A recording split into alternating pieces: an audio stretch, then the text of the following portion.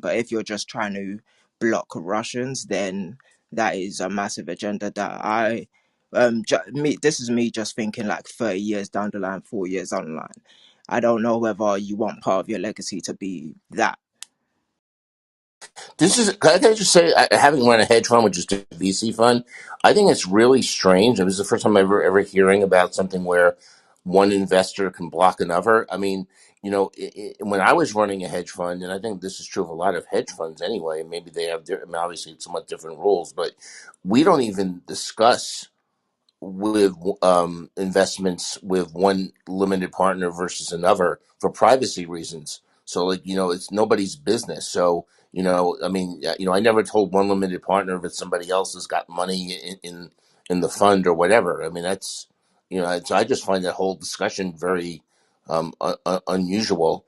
And then you've also got another realistic issue, I would think, at least, I mean, we would have it on the hedge fund side, that somebody, let's say, gives you, 2 million, and, and then all of a sudden, maybe a year later, even though they're one of the first investors, a year later, somebody wants to give you 10 million. Do you not take the, different person, do you not take the 10 million because the $2 million investor objects?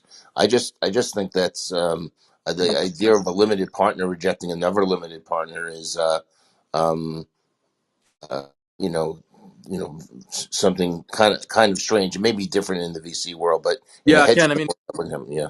yeah, Ken. I mean, obviously they are different. Like, the hedge fund, you can in theory you can cash in and cash out whenever you want, right? It's There's usually what was it's not yeah, every day. It's not like a bank account. It's not, but usually there's a but it's 1 year more liquid than a VC lockup. fund.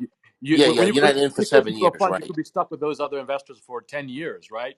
It's way different. It's one of the most illiquid investments you can make in anywhere, right? So, Yeah, yeah. and That's then also true. the other thing as well is that depending on the kind of investor that comes in, if they anchor the fund, they can call the terms and shots, and I'm sure you've heard of side letters.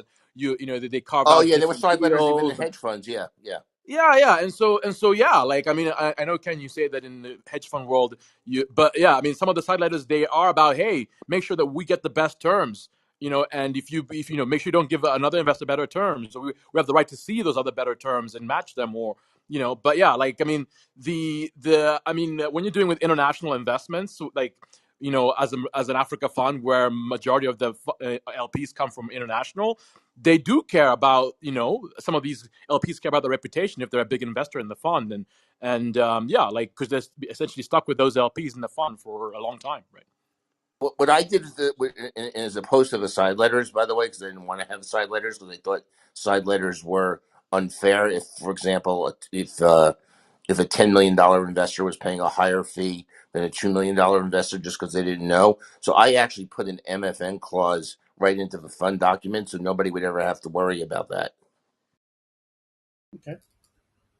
Anybody else with some Ukraine-related news, as we've been doing the past several days? We'll circle around the horn here on all things Ukraine. I've got one. Whoa, someone's got a hot mic. I think that's here.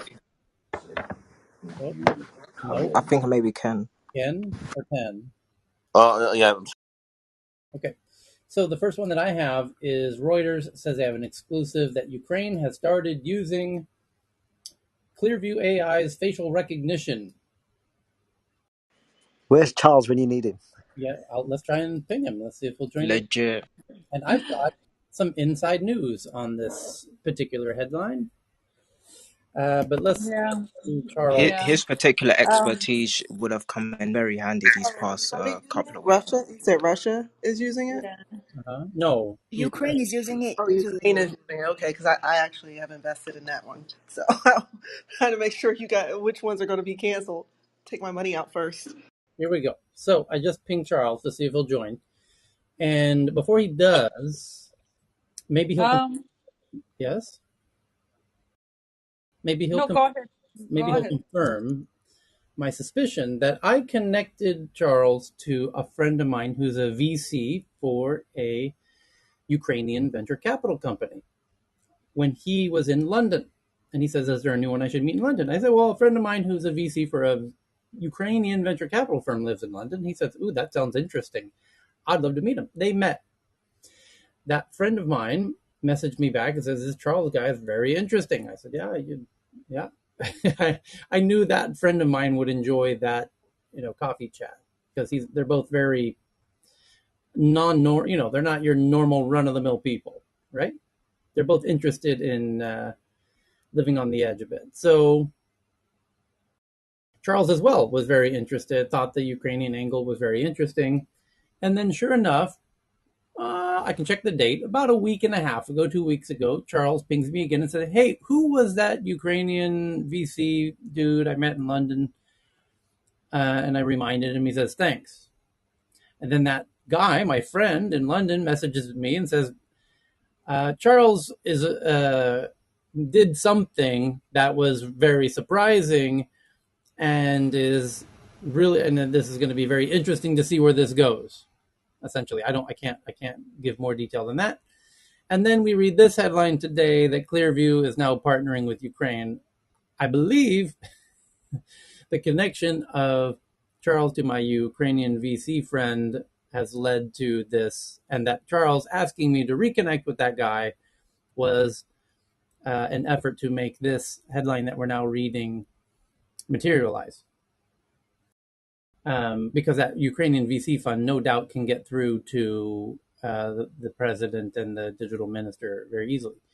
So I imagine that might be how they got through to Ukraine to propose using Clearview, and the headline now says they have. And that's why I just pinged Charles to hopefully he'll join the room and can hopefully confirm or deny my suspicions that my connecting him to my Ukrainian VC friends played some role in this headline. So it says Ukraine is receiving free access to Clearview and their powerful search engine for faces, letting authorities potentially vet people of interest at checkpoints, among other users.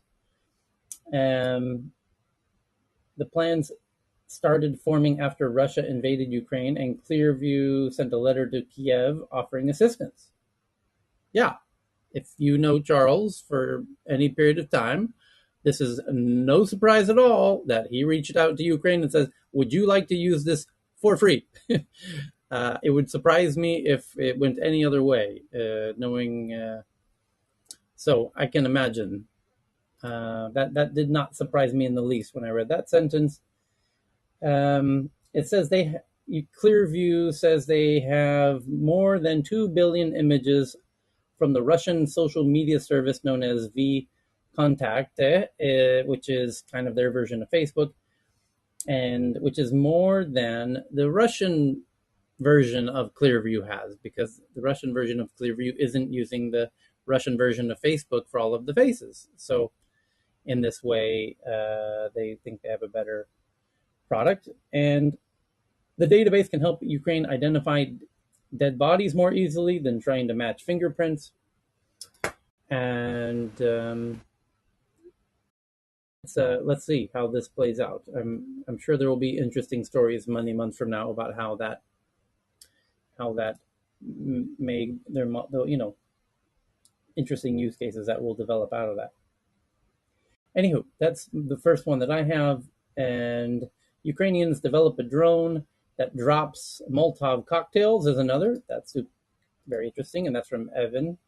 So I just retweeted Evan's tweet to the Tech News Twitter account, and you can see a photo of the drone dropping a very large bottle, which no doubt will make a very large explosion. And the next one is, and by the way, that could get very interesting, because I wonder if somebody could create a fund like a DAO to purchase consumer drones at volume, like thousands and thousands and thousands of drones, and make them able to control a Molotov cocktail, and then anybody could donate, $300 and buy a Molotov cocktail drone. And if you get 10,000 of these things, oh boy, you could cause a whole mess of damage on tanks, many of whom, and the armored vehicles and those supply line cars, because these drones are not very big. In fact, they can be quite small. They can be quite difficult to disarm If you have like a convoy of tanks lined up or military vehicles and supply lines of trucks and whatever, these things could cause a whole lot of havoc if you had a swarm of 1,000 drones all coming at those supply lines. Tyler, that would be a distributed automated army, right? Yeah, essentially. It kind of Tyler, could I'm be. sure you've been reading the news about the UAE and Saudi Arabia being constantly attacked by these very low-cost, cheap drones used by the Houthis. So, and some of them go over 1,000 kilometers. So, well, that's the interesting thing here in this case is, yeah, they wouldn't need to go that far at all in this use case because they know precisely where these trucks are driving. I saw a really amazingly detailed map of precisely where all the truck supply lines are. Tyler, Yes. can you imagine if that Putin bounty DAO was successfully in collecting a lot of money and then they buy facial recognition drones and specifically attack Oh, Putin? yeah. I don't I mean, imagine Putin's showing his face out in public anywhere where he could be attacked by a drone. he won't go out at all? I don't think so. Okay, then he'll have vitamin D That's right. Yeah. deficient. So, other interesting headlines is Russia. He really don't go out at all in Russia? How do you know? Why would he risk showing his face outside, Cheryl? Why would he want to bring himself to do this just by what? He's actually restricting his own movement just because he wants to No, attack Ukraine? you can move without showing yourself outside. You have the car enter the building, you get in the car, and then you go to the next building. Okay, so he have to wear his sunglasses and wear mask so that nobody can recognize him back. No, you have to get in the car that enters the basement of the building. Okay. Yeah. Yeah, Oh, they God, had those what a tunnels life. in Vegas when I was at CNS, the Bourne tunnels or whatever. Yeah. From building to building.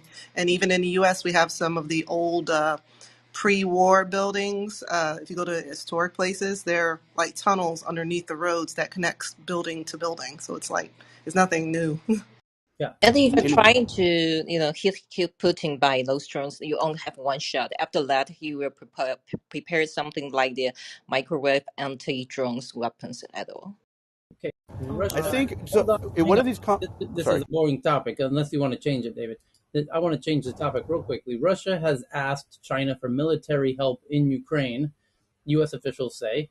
White House fears that this move is a sign of ever closer ties between Beijing and Moscow. The question is, how will Beijing respond? America is more interested in that than pretty much anything happening in this whole scenario at the moment. Go ahead, David. Yeah, no, I just wanted to simply say I was in a conversation about like what can Russia do to really change the dynamics. This was a few days ago, maybe middle of last week, and I had mentioned, hey, what about the West? And so you're starting to see stuff in the West. I just thought that how can Russia start to change some of the narrative? And so the idea of drones going into Russia is very interesting. If you look back at World War II, for that matter, and I forget the commander's name. It's a very, very famous flight that the U.S. set forth after Pearl Harbor that went all the way over to Japan. So I'm just saying that, as things unfold, we're probably going to hear about some pretty dramatic use of drones. Yeah, no doubt. Okay. So other related headlines. This one from Lucia, that chip shortages will worsen due to Ukraine factory shutdowns. I think that's kind of a given. And then, Yeah, two of the companies have shut down, actually. and this one's concerning from Katerina, that Russia introduces a new mayor for the Ukrainian city of Melitopol after the elected mayor has vanished. The legitimate elected mayor was last seen being led away from a Ukrainian government building by armed men with a hood over his head, and now Russia trots out a new Melitopol mayor in Ukraine. So that might be a glimpse of how they intend to handle Kiev and Odessa and other strategic locations. And how will the Ukrainians respond and how will that person not be assassinated as quickly as possible is the first question in my mind. And the next is from Tomiko that Finland starts a much delayed nuclear power plant and bringing more power to the market.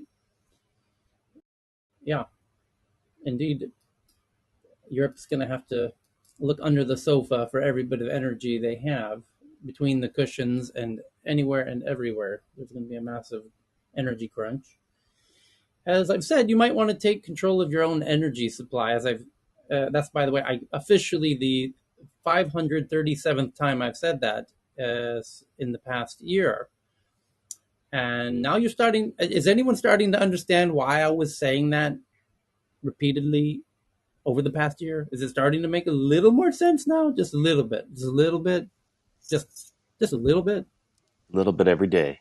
Just a little Yeah. bit. So Tyler, I actually visited my ISP in Tanzania today because they're pretty cool, and they showed me their solar power system and their battery bank, and I was impressed. So I know for a fact that if the grid goes down, their power will still be up, feeding me, and I have my solar and battery bank, so I'll still be online. So Yeah. I'm wondering if you're going to start seeing it's probably wise to also start looking upstream on the services that you depend on to see if they're backed up, right? Amen. So Well, like, and of course, the most important one would be the internet, right? amen. And If you have a Starlink, of course. as I'm about to say, this is why Starlink is so incredibly interesting. And I met with the internet service provider of Stockholm, which is called Stocab, which is the fiber provider, which, by the way, is in every single building. And when I say every building, I mean every building because it's the law, y'all. You have to have it. You don't have a choice. So it's 100% ubiquitous, and they consider it like a human right and a utility like water and electricity. So Stocab's boss, who I met with, we got into that question. That was my question to him. What's your apocalypse scenario? And he says they have 8 days of diesel fuel and generators to keep the internet going for 8 days, even if the regular power grid goes out, which I don't know how you're going to connect to the internet if the power grid goes out as soon as your batteries die. But the internet will be there to connect to if you happen to have some way of powering a device to connect to it.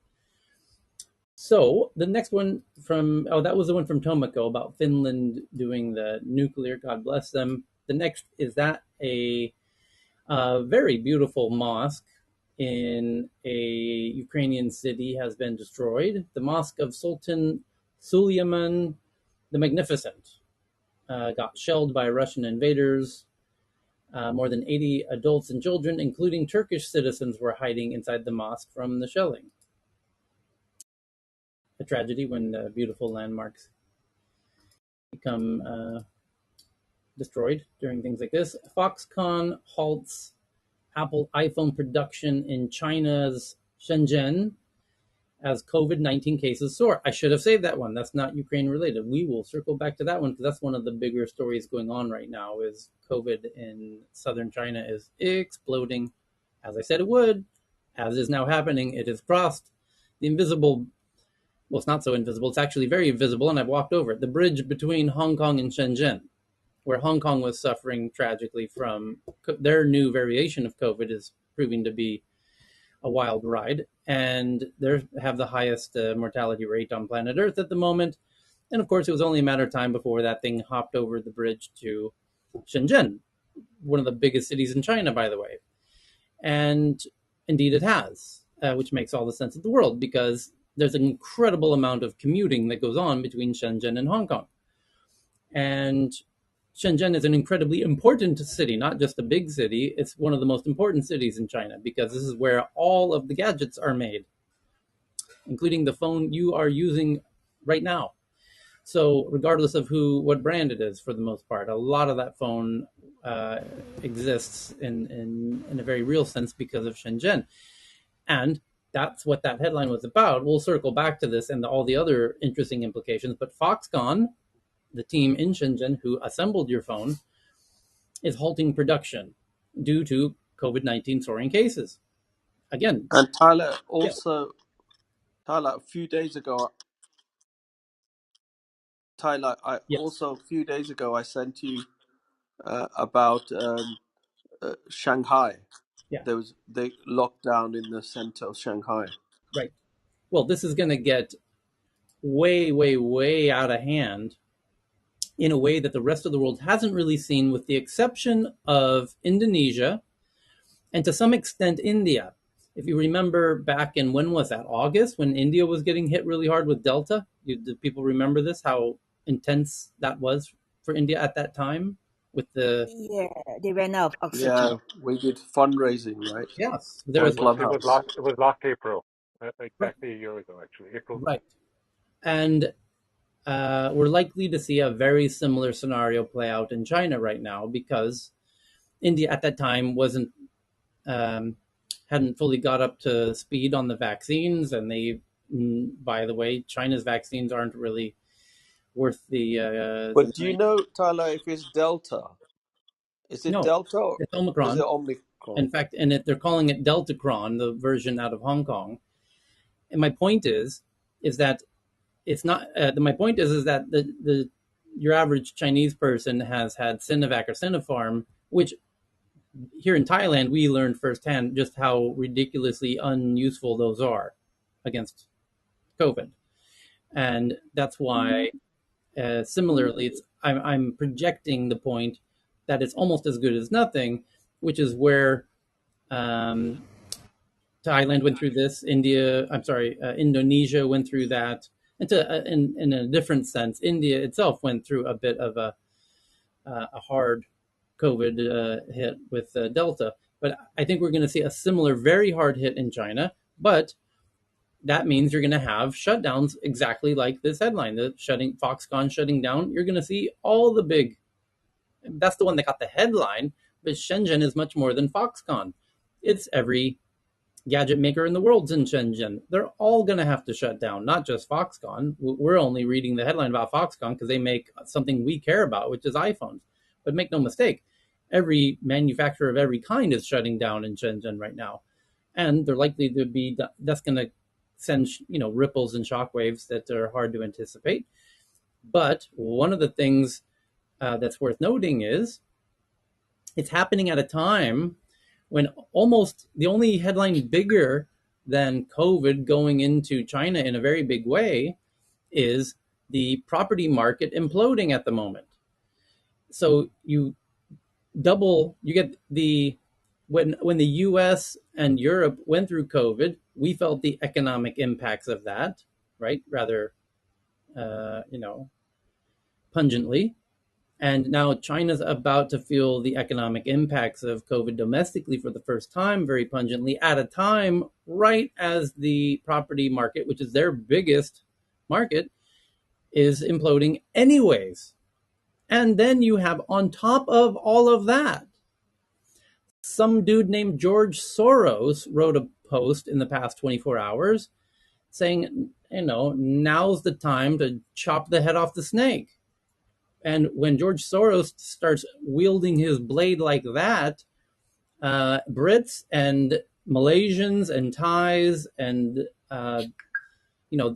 he has quite an interesting track record of toppling countries when they are have a little overextended, and he smells, it's almost like a Grim Reaper type moment, as he approaches China with the post that he wrote in the past 24 hours. And as, by the way, this makes all the sense in the world, because China itself, when was that headline? 4 months ago, 3 months ago, came out and called George Soros the son of the devil and an economic terrorist, knowing that he's going to come with his big, death, sword and try and chop their head off. And sure enough, here he comes right at the right time. So hold on tight, China. You are in for a very bumpy ride, my friends. So the next, Tyler, yes, just 2 points about what I feel about the China COVID. First of all, I think right now it's Omicron, right? So Omicron is not that fatal even without vaccination. Second of all, I think China still have zero COVID strategy, which is very different approach from the other countries. Because right now, most countries, including Singapore and Japan, we don't really care so much about the numbers anymore, as long as the hospital ICU utilization rate is not that high. So I guess I read an article in China, if there's 70 people having positive tests, they actually lock down the whole 9 million people. So that's very drastic. Mhm. Right. It's the intense lockdowns that are going to. But sure, the Omicron cause milder symptoms only because most of the advanced country has already very good vaccination coverage. But in China, since the vaccine, That is not true because South Africa, but the you can vaccine see is the less than cases in 30%. Hong Kong, the death toll. 100 deaths, right? Which is not a lot also.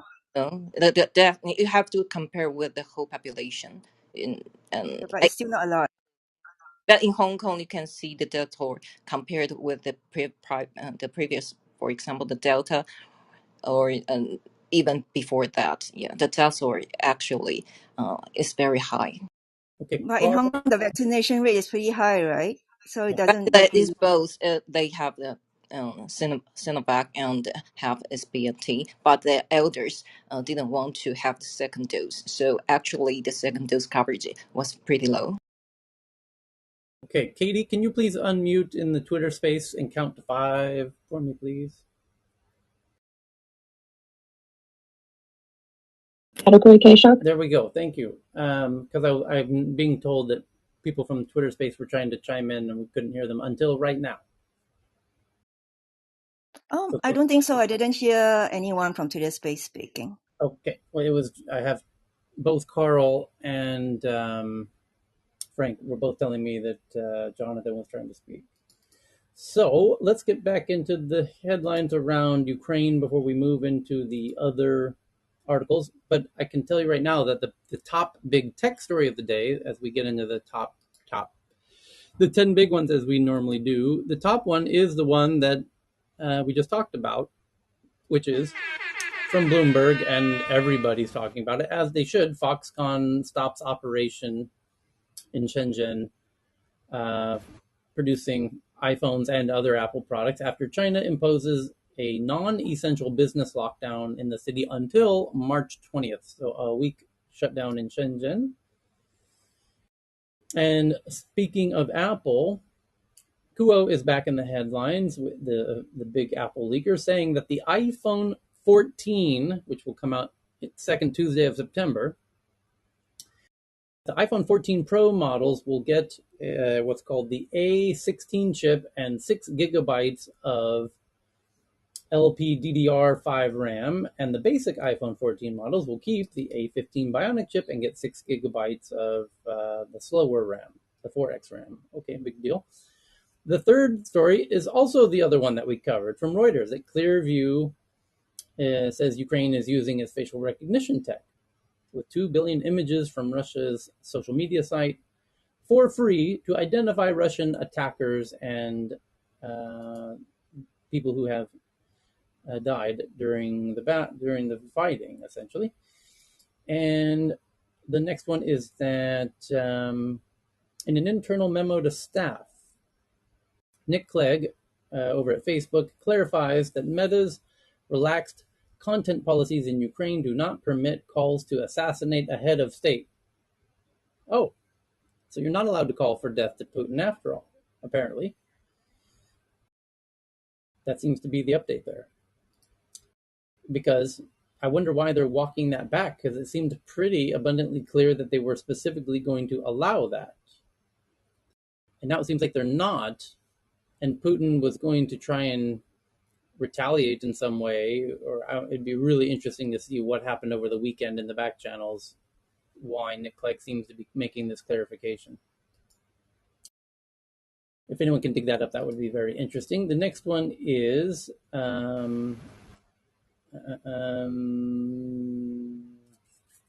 look at the limitations of deep learning and how neuro-symbolic approaches to AI could offer a way forward for developing artificial general intelligence, and a look at transformers algorithms that revolutionize how neural networks handle AI language models. And what else? This is a really slow news day, looking at these top headlines here today. How inheritance issues strike at the root of crypto's libertarian ethos, Wow. Tencent is facing a record fine after Chinese regulators found that WeChat Pay flouted anti-money laundering rules and had other regulatory lapses.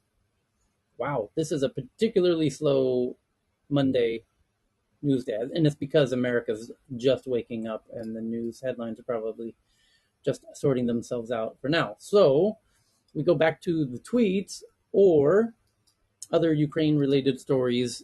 Anyone have a tweet or a Ukraine story since we? And Tyler, this one's interesting. That from the South China Morning Post, it says China's smartphone maker says it is using yuan payment to keep its Russian operation afloat. So, it says it's the first Chinese country revealed how it continues its business in Russia using yuan payment, Chinese yuan payment. Okay. So I think that this will make other Chinese company follow how to continue and using the yuan in Russia. Okay. Um. Oh, I'm just retweeting. Somebody DM'd me a link to retweet about an internal tool in the Ukraine being used to combat disinformation. And on that point, I read a really interesting campaign out of, gosh, was it Latvia or Lithuania, where they've decided to people who want to make a difference, right, in this Ukraine. They want to make a difference and they don't know how. And one of the things they're doing is calling databases of Russian phone numbers to tell them what's really going on in Ukraine, because the idea is that Russians have a kind of media blackout and aren't aware of what's going on. And that's one way to do it, calling people one by one. Autonomous kind of automated the process and started sending mass SMSs to Russian citizens, millions and millions of them, all kind of in a nice automated way. And that would kind of speed up the process, obviously. But I'm curious if anyone else saw other interesting Ukraine-related. Yeah, I have another Peter Zion update if you want it. Yeah, please do. All right. Okay, hold on. Hey everyone, Peter Zion here, coming to you from Colorado. We are now in the third week of the Ukraine war, and I wanted to discuss a little bit about the limitations that the Russians are facing back at home, economically, and on the battlefield, and it all really comes back to the Russian demographic. The Russian system has faced a number of serious trials and tribulations over the course of the last century. The defeat in World War I gutted a whole generation of young men, which then was insufficient to repopulate, and that generation, the following generation, was gutted in World War II. Khrushchev forced everybody into condos, which reduced the birth rate. Brezhnev presided over a decade of stagnation, which reduced the birth rate. And then ultimately, with the Soviet collapse in 1989, we entered a decade period where the birth rate halved and the death rate doubled. That has generated a massive demographic bomb within the Russian system, and there simply are no longer enough Russians remaining to repopulate the country over the course of the next 30 years. So one way or another, Russia is going to vanish as an ethnicity this century, and one of the major reasons why the Putin government decided that now was the time to launch the invasion of Ukraine is if they didn't do it now, they were going to lose the capacity to do it at all. But there's more going on here than raw numbers. A couple things. First of all, the Russian system educationally is a little bit different from how it is here in the United States. So here you go to high school, you go to college, you enter the workforce. In Russia, you go to high school, and after that, you get an apprenticeship rather than university training as a rule. And you are an apprentice for 5-6 years before you then become a skilled craftsman or accountant or whatever it happens to be.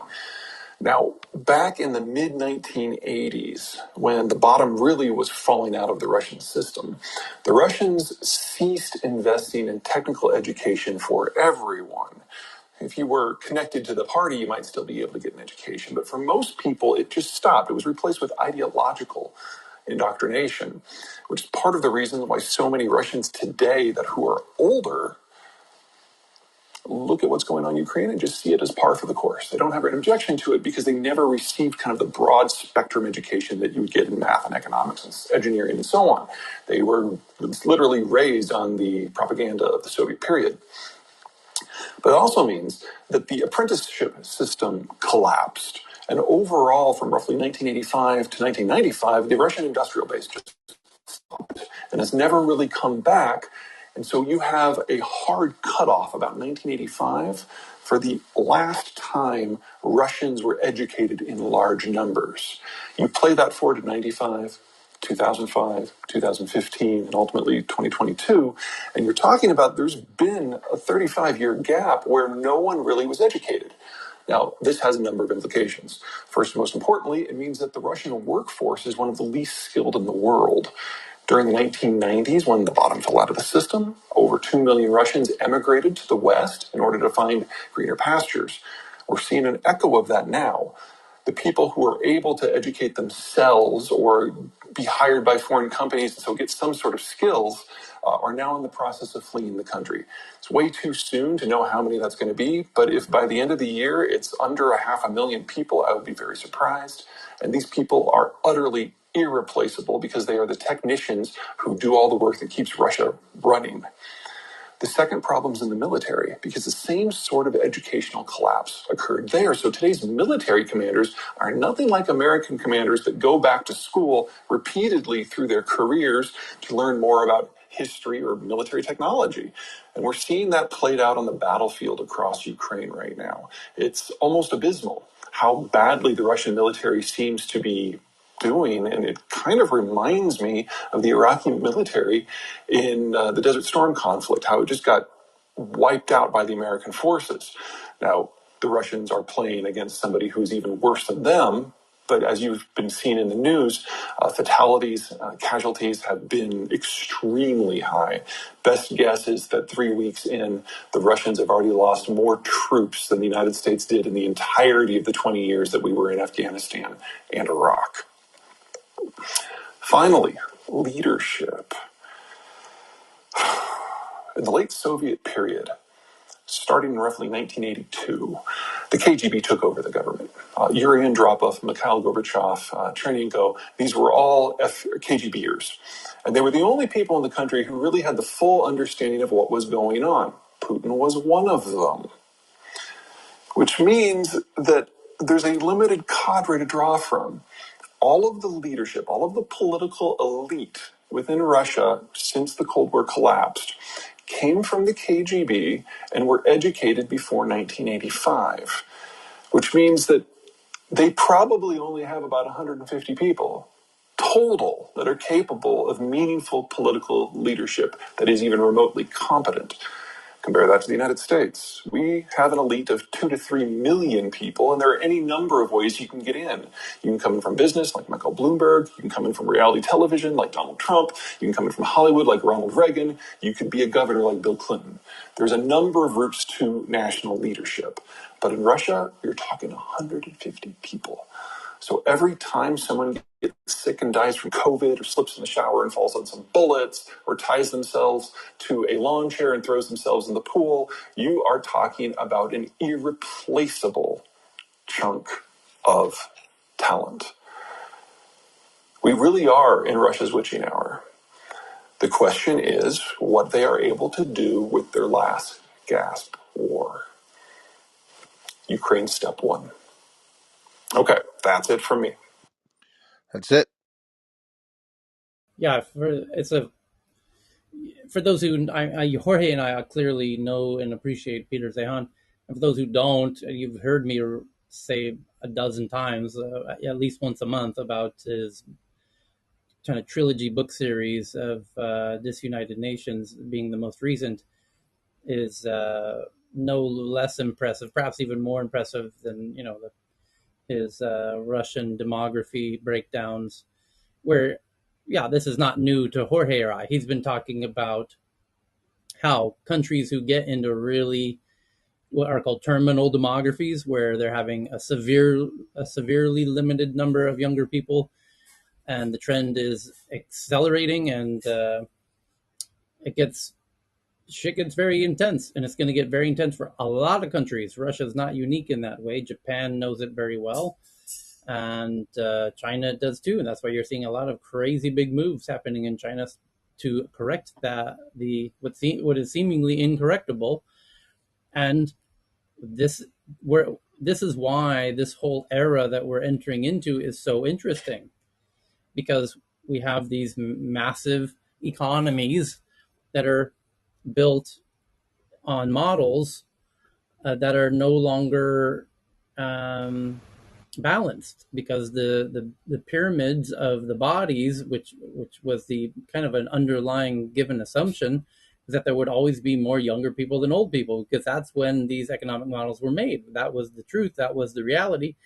And now the reverse is true, and these models don't really know how to play out in a world where the entire developed world is now in terminal demographies, and increasingly so, and it causes really interesting friction, unforeseeable frictions, because we haven't lived through these before. We're doing this in some sense on this scale for the first time. It's happened in smaller scales with different empires and whatnot, but this is the first time where it's being played out on a global level. But a lot of what is happening in Russia, you can start predicting macro movements and meta movements based on major things like these demographies and shipping routes. Peter Zeihan spends an incredible amount of focus on the logistics of supply chains, for example, and now it seems like the rest of the world is starting to become aware of it, right? But as Jorge will tell you, if you read Disunited Nations in his previous books, Peter's been focused on this for a decade and how it's going to cause different meta moves and the big macro moves to unfold. And yes, if you focus on demographies and supply chains and how those overlap and other issues, you can get a sense for who's likely to be in a good position, who's likely to be in a bad position. Russia's going to be in a bad position. China's about to get itself into a really incredibly, unbelievably bad position on the macro variables, like the demography, like the supply chain issues. And that's going to lead to, historically, massive conflicts. And hence my endless rants about get your own water, your food, water, and energy sorted, because shit's going to get really tense. And it just so happens that this is coming into a more palpable, it's being metabolized perhaps sooner than later. And by the way, the signals looking forward show no sign of getting better. What's going on? This first conflict with Russia and what's happening to Russia in terms of sanctions and everything is likely to exacerbate and have second and third order effects that are going to cause even stronger by the way, people are likely to have less kids now because of this Russian conflict, especially Europeans. Follow this through. One of the second and third order effects of what's happening right now in Ukraine is Western Europeans are going to stop having kids even faster, right? That's an exacerbation of the problem of this cycle, which will, you see the downward spiral and the supply, obviously the supply chain issues need not even be said. We've already been reading the headlines about the wheat shortages and the oil prices. Yes, and those are going to have their own second and third order effects, and the spiral will continue and continue and continue. So we might be entering the top of a very dangerous funnel, essentially, with this. Tyler, do you Tyler. know which are the two countries that have the least demography problems? Mexico, No, India. no. Believe it or not, it's the United States and New Zealand. They're the two. Mexico is an example of it. Just looks like a propped up rectangle, right? Everything's straight up and down. The rest are, inverted, almost inverted pyramids. But the United States and New Zealand. So as we go into this period of deglobalization, and yes, this is all in Peter Zion's book, Disunited Nations, and I also recommend everybody read it. There will not be a global power like the United States. It's going to be regional powers, and so much of it is not only demography, but also the geographies that countries were either blessed with or damned with. And so the United States is, we have our debt issues, but from a demography point of view and our geography, we will probably weather this storm better than everyone else, the financial money printing aside. But the other problem with China, and I didn't discover this until this year, they are actually printing more yuan than we're printing dollars, and that's all confined within their borders. So this is going to be a very interesting thing, and I think that in a way, Ukraine is the distraction, and the fact that we're going through a dominant paradigm shift in the global financial system. It's taking place right now. They have their own version of SWIFT. They have their own version of IMF. The BRIC countries are there. Saudi Arabia is, I don't know. I think that they're seeing the end of the petrodollar too. This is going to be, I think, Biden, the unintended consequences of weaponizing the dollar with the SWIFT sanction has expedited perhaps the end of the dollar's role as the world's reserve currency. So Can my I friend, speak on a few different parts of it as well? yeah, before I do, David, a dear friend of mine just joined the Twitter space room. Lucas, who we've been very close friends for almost exactly a decade now, because I'm doing my 10th year anniversary tech meetup event, and that was around the time we met.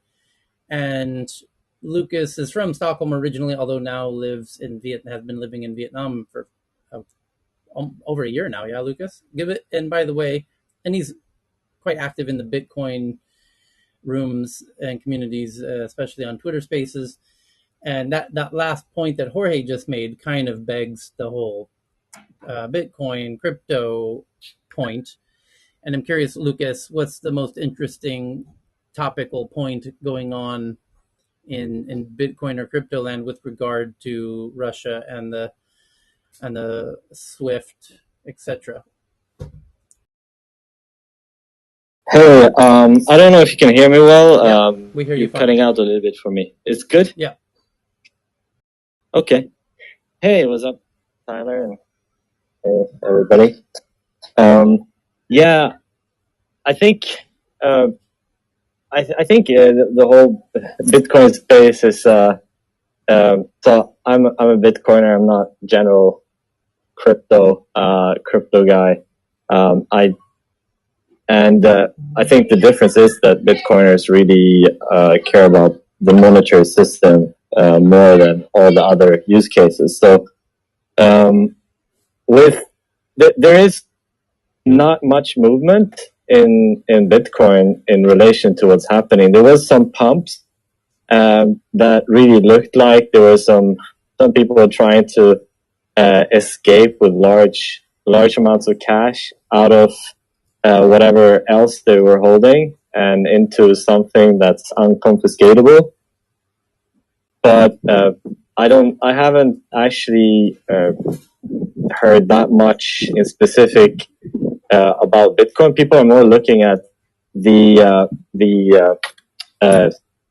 US dollar as reserve currency. Luke Gromen, who is a macroeconomic analyst, and a lot of Bitcoiners follow him. He just came out with a podcast that was really interesting. Basically, he claims that we just had the Bretton Woods 3 moment.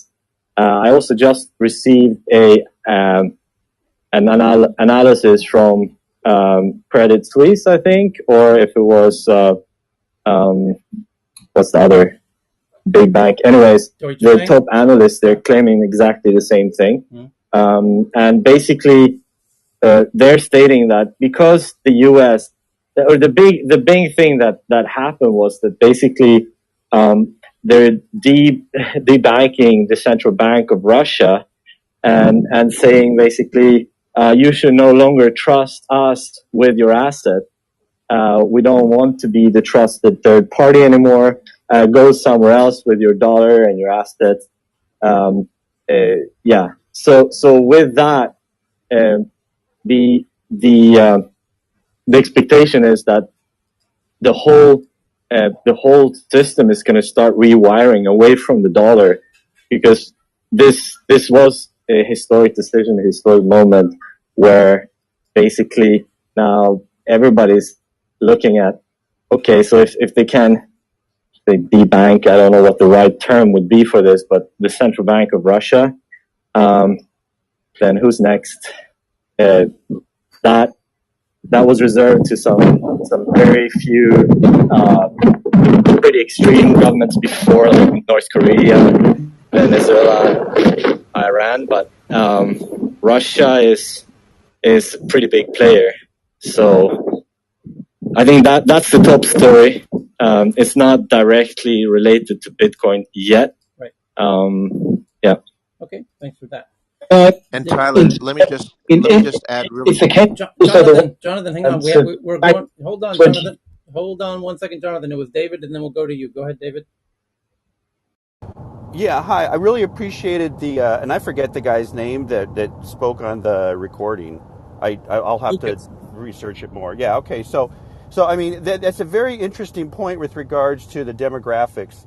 And, I would say it would be useful to put a little point on the fact that, here in America, as a struggling melting pot, and that's a whole other conversation, the opportunity and the evidence of how immigrants really help sustain and deliver on the types of economic development that we really need. Now would be a really good time to speak to that, and how ethnocentrism, as one of the parts of that whole bigger conversation, is something that is playing out in different cultures and countries. Because here in America, being the land where lots of people migrated to, we do have an opportunity to get a little bit of a better economic footing as the transition emerges with regards to the need to recognize natural equity and more social equity, as people are moving in mass. I just wanted to put a pin on that, because we do have a problem how we bump heads here with regards to our thoughts about immigration matters here in the United States. Go ahead, Jonathan.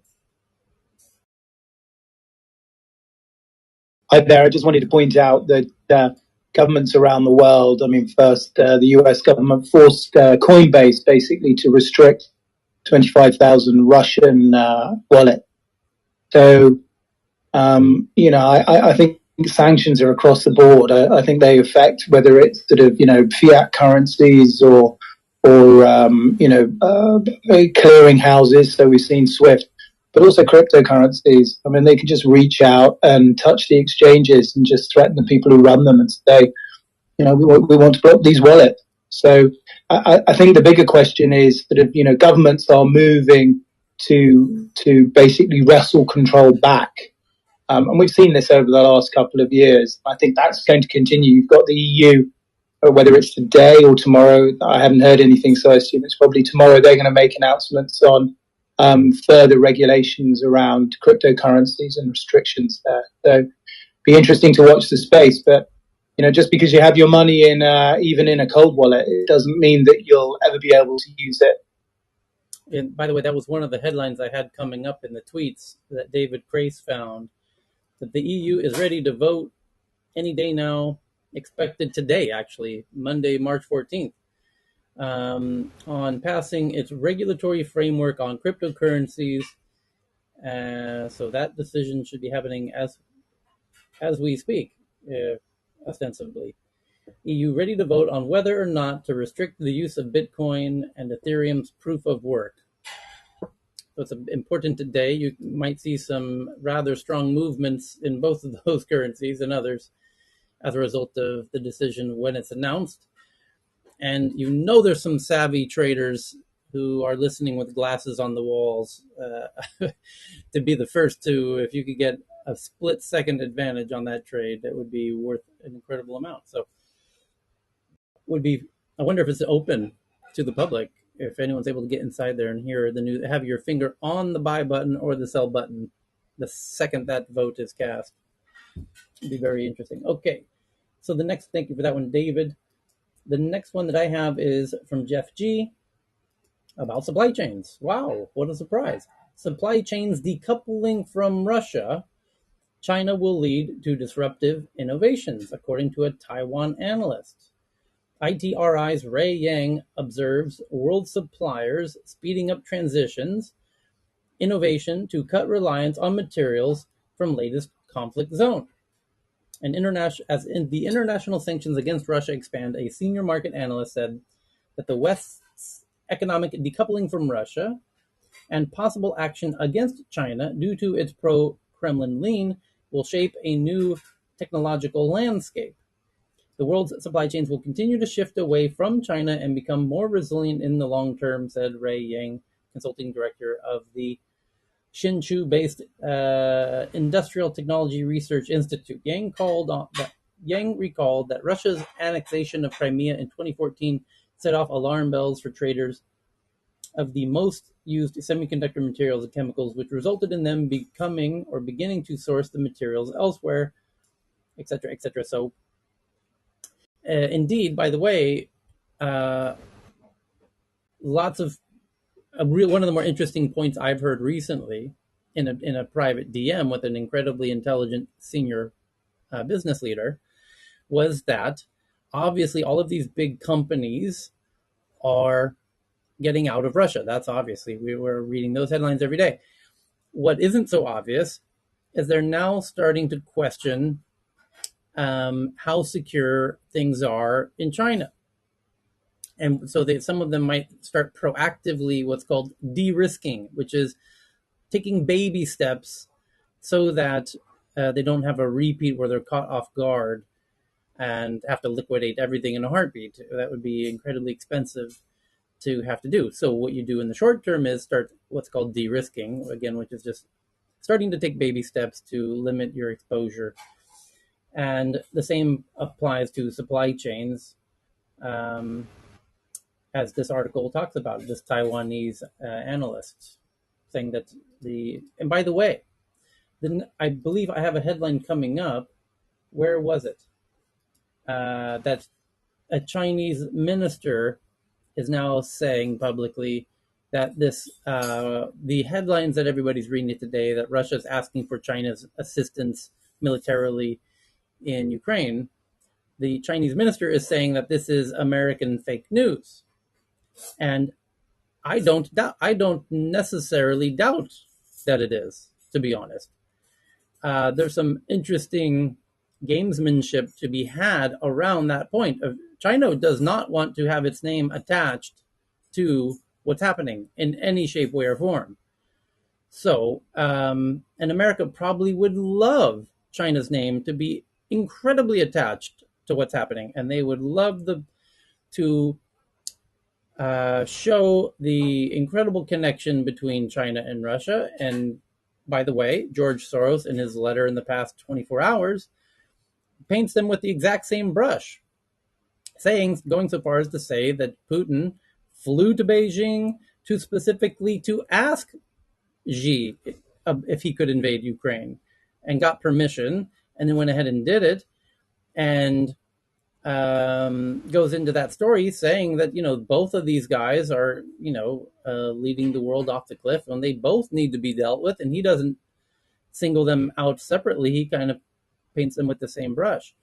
So that's the George Soros perspective, which, by the way, he's very incredibly close with the Clintons and etc. So, they have access to a lot of information. And my point is that the U.S. is going to, obviously, this is just obvious geopolitics, try and paint China as Russia's best friend, which, in fairness, it is, and hopefully drag down China to some degree as well as this. And why is that so interesting? Because, as I said, going back to my whole conspiracy theory that the U.S. kind of knew for months that Russia would now find itself in the predicament that it's now in, has, as you've heard me say for nearly a year now, that the U.S. is going to try and get everybody to decouple from Russia and China, and this is what's happening in a very rapid way, and the China dimension or element in this drama is a very interesting one, and China wants to be left alone, not mentioned, and America certainly does want it to be mentioned. So that minister's comment might actually be correct, that this is a U.S. manufactured headline that Russia is asking for support from China. They might be, but if they were, America likely wouldn't know unless we have double agents inside, and which we might. But anyway, they would have done that very secretly, by the way. That would have been a very, very secure call between Putin and Xi, which would be very difficult to apprehend, I would assume. Lucas, you got any? Yes, it wouldn't be an Yeah. easy So one. so the Could have been a tweet. I mean, I think Maybe it's a tweet. maybe I'm wrong. Maybe Putin tweeted at him and said, "Hey, back me up, bro." Go ahead, Lucas. Yeah, so Tyler, I think you're actually describing pretty much actually what Luke Roman is also saying, where basically he believes that the U.S. may have wanted Russia to attack Ukraine so that the U.S. could sanction Russia from a position of strength instead of potentially from a later position of weakness. They could signal from a position of strength sanctions that would force a decoupling of Russia and others from the U.S. dollar, say the petrodollar. So it's starting to trade energy in other currencies, and that way forcing the world off the petrodollar system. And because the problem that the U.S. has is that when you have the reserve currency, you need to keep exporting your currency, and then you need to keep running a trade deficit, and then you need to keep hollowing out your industrial base because you always need to buy more things than you produce. And the U.S. The theory is that U.S. is looking to onshore more things from a national security perspective. The Department of Defense has been asking for this for a long time, but now came the moment to start doing this. So we're having massive tectonic shifts in the how the world financial system will work. And so so basically he's saying exactly what you were saying here, but with the reserve currency aspect. So yeah. Okay, Frank, you wanted to jump in? No. That was when I actually wanted to bring that up with this, with the Chinese foreign ministry and the Russian minister rejecting that Russia demanded military help. But that was 40 minutes ago or so when Twitter Space was not yet connected. So both sides are denying that they've had that exchange, yes, right? Yeah, absolutely. Right. So that leaves it up to the U.S. that would be the kind of instigator of that. And I think they're both saying that this is manufactured fake news on behalf of the U.S., that, trying to drag China's name into this conflict and in a way that would really hurt its reputation and start creating the campaign to decouple from China, which is a longer term, bigger goal of the U.S.'s. Let's not beat around the bush on this. And I've been saying this for many months, that this is ultimately the big picture is the U.S. is trying to get all of its allies together, and it's going to be the West versus China and whoever else is willing to join China. However, let's circle back to that question a month from now and see how China is standing after it goes through COVID, as it's now reportedly just, the factories are literally shutting down in the past 24 hours in Shenzhen. That's the headline today, one of the biggest headlines, if not the biggest headline today, as COVID finally really enters China in a very serious way. And simultaneously, as Lucas or others might know even better than I've seen multiple headlines from multiple people in mainland China who I follow on Twitter, all reporting that the housing or property market is imploding in a very serious way, unlike it ever has previously. And they knew for a decade that this day would eventually come. And apparently they're now standing on the precipice of this very daunting cliff at a time when COVID is just hitting. It's a bit of a double whammy. And to add insult to injury, George Soros wrote a post in the past 24 hours signaling that he's ready to chop the head off the snake, meaning China. And when, that's a very daunting predicament for a country to hear that the country killer is coming for you, right? And COVID is quicker than ever, and China hasn't tested out any other strategies than zero COVID. So I think they're kind of doomed the situation right now. Remember that the lockdowns in China will have an inflationary effect. So we're already seeing massive inflation, and that's before we account for Ukraine and the additional impact on oil and gas. Great point. And the minerals. As soon as factories shut down, then it's supply and demand, so the price is going to go up. So in the short term, this is going to be massively inflationary. And you could look at it because the Chinese also came out and said that their wheat harvest this winter was going to be low. If you combine that with the fact that, between Russia and the Ukraine, they account for 25 to 30% of the world's wheat, China's going to be probably an importer of wheat for the first time in a number of years. That's going to have an inflationary effect on foodstuffs. Yeah. So this is going to get pretty grim for all of us. Right. Because you have both the food and the energy both simultaneously going through unprecedented cost increases.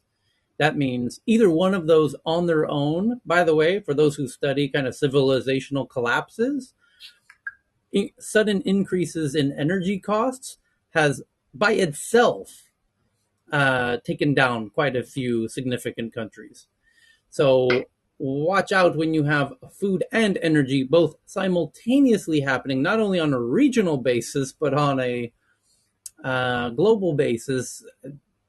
It's going to be difficult for everybody. Yeah, I mean, if you look at Europe at the moment, you look at Germany and their auto sector.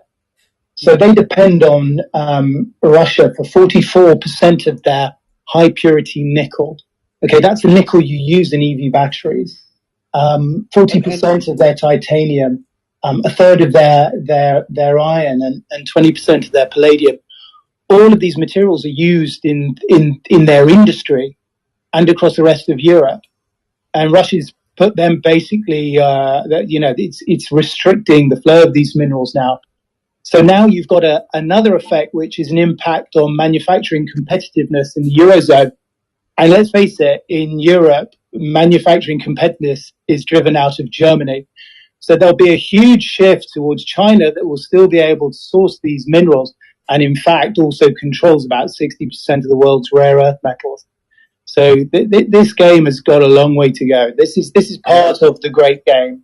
Yeah, and it's not less just than 100,000 on the Western side, we're very smart, but don't underestimate the Russians and the Chinese. John, go ahead. Yeah.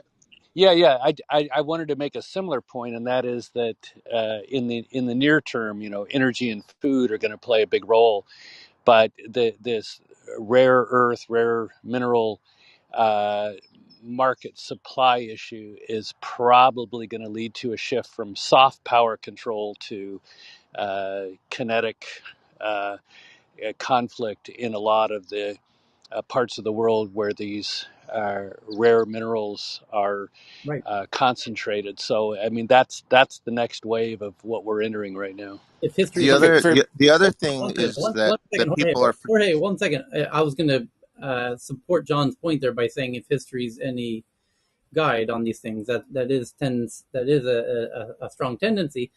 And by the way, some guy named Elon Musk, he tweeted on the Twitters in the past 24 hours that he's seeing very significant pressures that's going to cause very significant inflations for his company, which is called Tesla, by the way.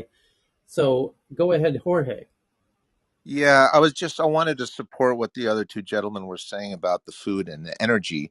And you have a combination through the natural gas because there are things that are made up of natural gas, such as ammonia. And that's used to make nitrogen based fertilizer, of which Russia is the world's largest exporter. The other thing that they're the world's largest exporter of is potash based fertilizer. So both of those things are incredibly necessary to feed the world. And, it's without energy, you can't feed the world. So these are unintended consequences, along with I think the weaponization of the dollar by the Biden administration. That these things are going to affect all of us, and we're going to be told it's our patriotic duty. Yet you can already see him backpedaling, or on he's on the camera saying that the rise in these prices has nothing to do with the spending of the dollars, which is hogwash.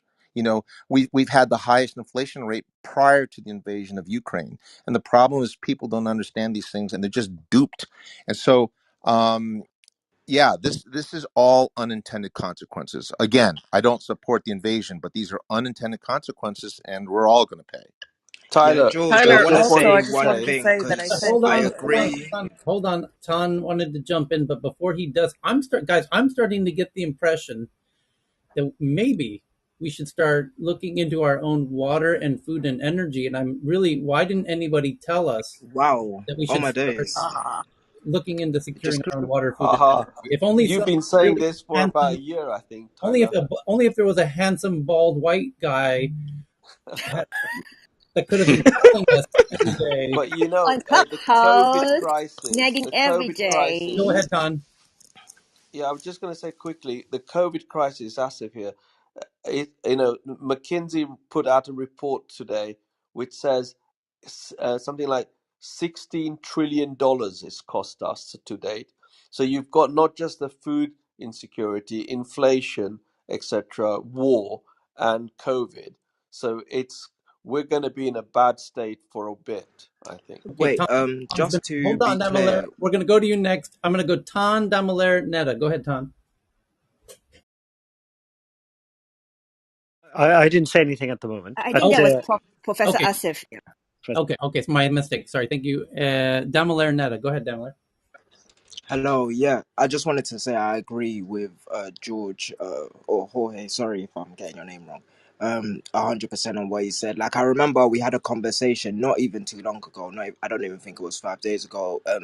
Explicitly about grain and energy prices, and also like the way that trade will run around those times. And it was a very insightful conversation, but now we are like on the precipice of a real change in the world, and this affects on us on all sides. And I do truly believe that this has like people who are in power that maybe have egged this on, or like decided that they were gonna invade a country, and other people that decided or predetermined that they were gonna throw all of these sanctions on probably didn't think so like thoroughly about the consequences. But I did want to hear what Professor, I think it was Asif that was speaking, what you said McKinsey said up until this date it's cost us 60 trillion, or What's because a few I didn't trillion really between hear that friends? stat 60 properly and I trillion, just wanted to 16, I clarify. think it was 16.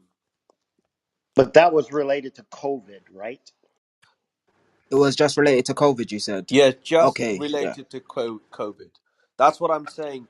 COVID, inflation, gas prices, all of these things are going to have a triple whammy effect. Okay, yeah, with that, I just want to say like everything has been exacerbated. Us in the room, like the way that this room has been documenting this for the past 6 months, slash, especially within these past couple of weeks, has been phenomenal. And a lot of people are going to look back on this time and see just what it's created in terms of understanding, because I do believe like these documents slash podcasts what we've made slash Tyler's brought to us is like the best creative endeavor we can use to understand all of this properly. I never thought about that, but at some point there might be some, digital archaeologists, maybe in the near future who go back and want to listen to what people were saying the days leading up to the invasion, in rooms such as this. You're right. There was some really interesting. It'll be a really interesting way for students in the future to go back and understand how people were feeling at the time, because we don't really have much of that for World War II, for example. I'm lost track of Tyler, I have a news flash. No, it I have a was news flash. Neda. Netta was Neda next, one. and then who has the news flash? Jorge or Robert? Jorge. Okay, so Netta go, and then Jorge. Hey Tyler, nothing. I was just gonna say, check out an article that I sent over to you. You guys were talking about, the relationship between China and Russia, and I just read an article saying that India also has been um, seen as throwing a life vest to Russia because apparently they have been offered huge discounts on oil, and at this point, India's pretty much, it seems like they're gonna take it. He said that he's not gonna say no to it. It was an interesting article I sent over to you a few minutes ago. Yep, we knew he was going to. Well, that's the biggest decision for Europe at the moment was, do they continue to buy their energy from Putin? It would be a bit hypocritical and even self defeating, and to some extent. So they're going to make the hard decision to finally kick the oil habit, and knowing that someone He else. said that it was 40% increase. With 40% increased prices, they're going to have to say yes to him at those kind of discounts that he's offering. I get that, but the point is that the EU's predicament is, if they don't buy it, they know goddamn well either China or India will. So why stop buying it when you know?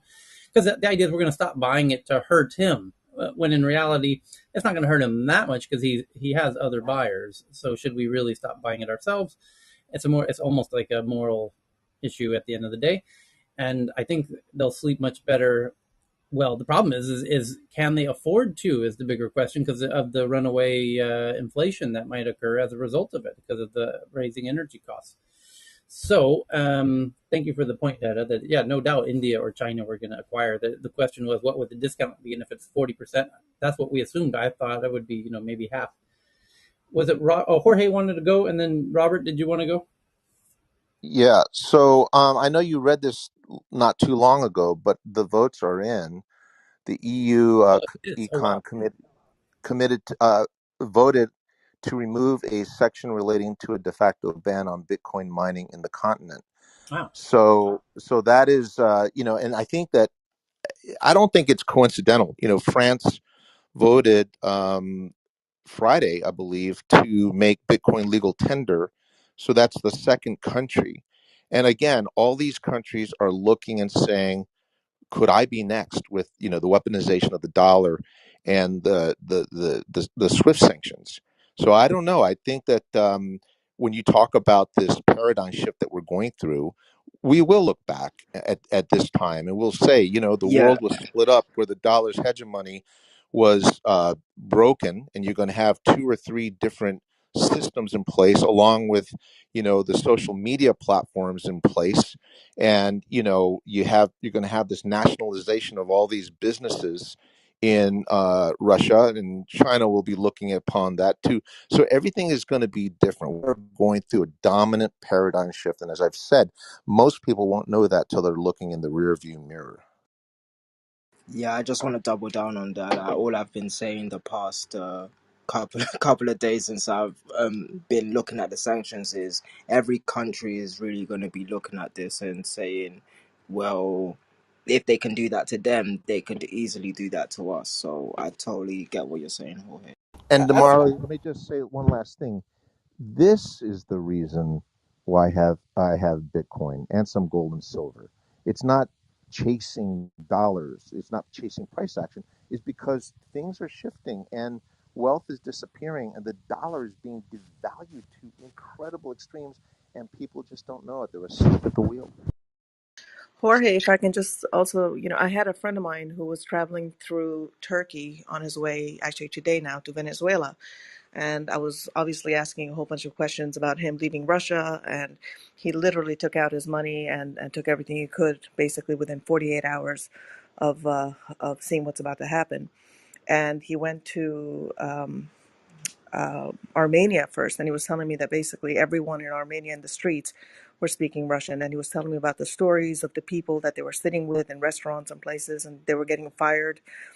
He said, in front of my eyes, there were just people getting calls about getting their jobs terminated from these American companies like Pepsi or Burger King, you know, whichever companies they were working at, and news outlets.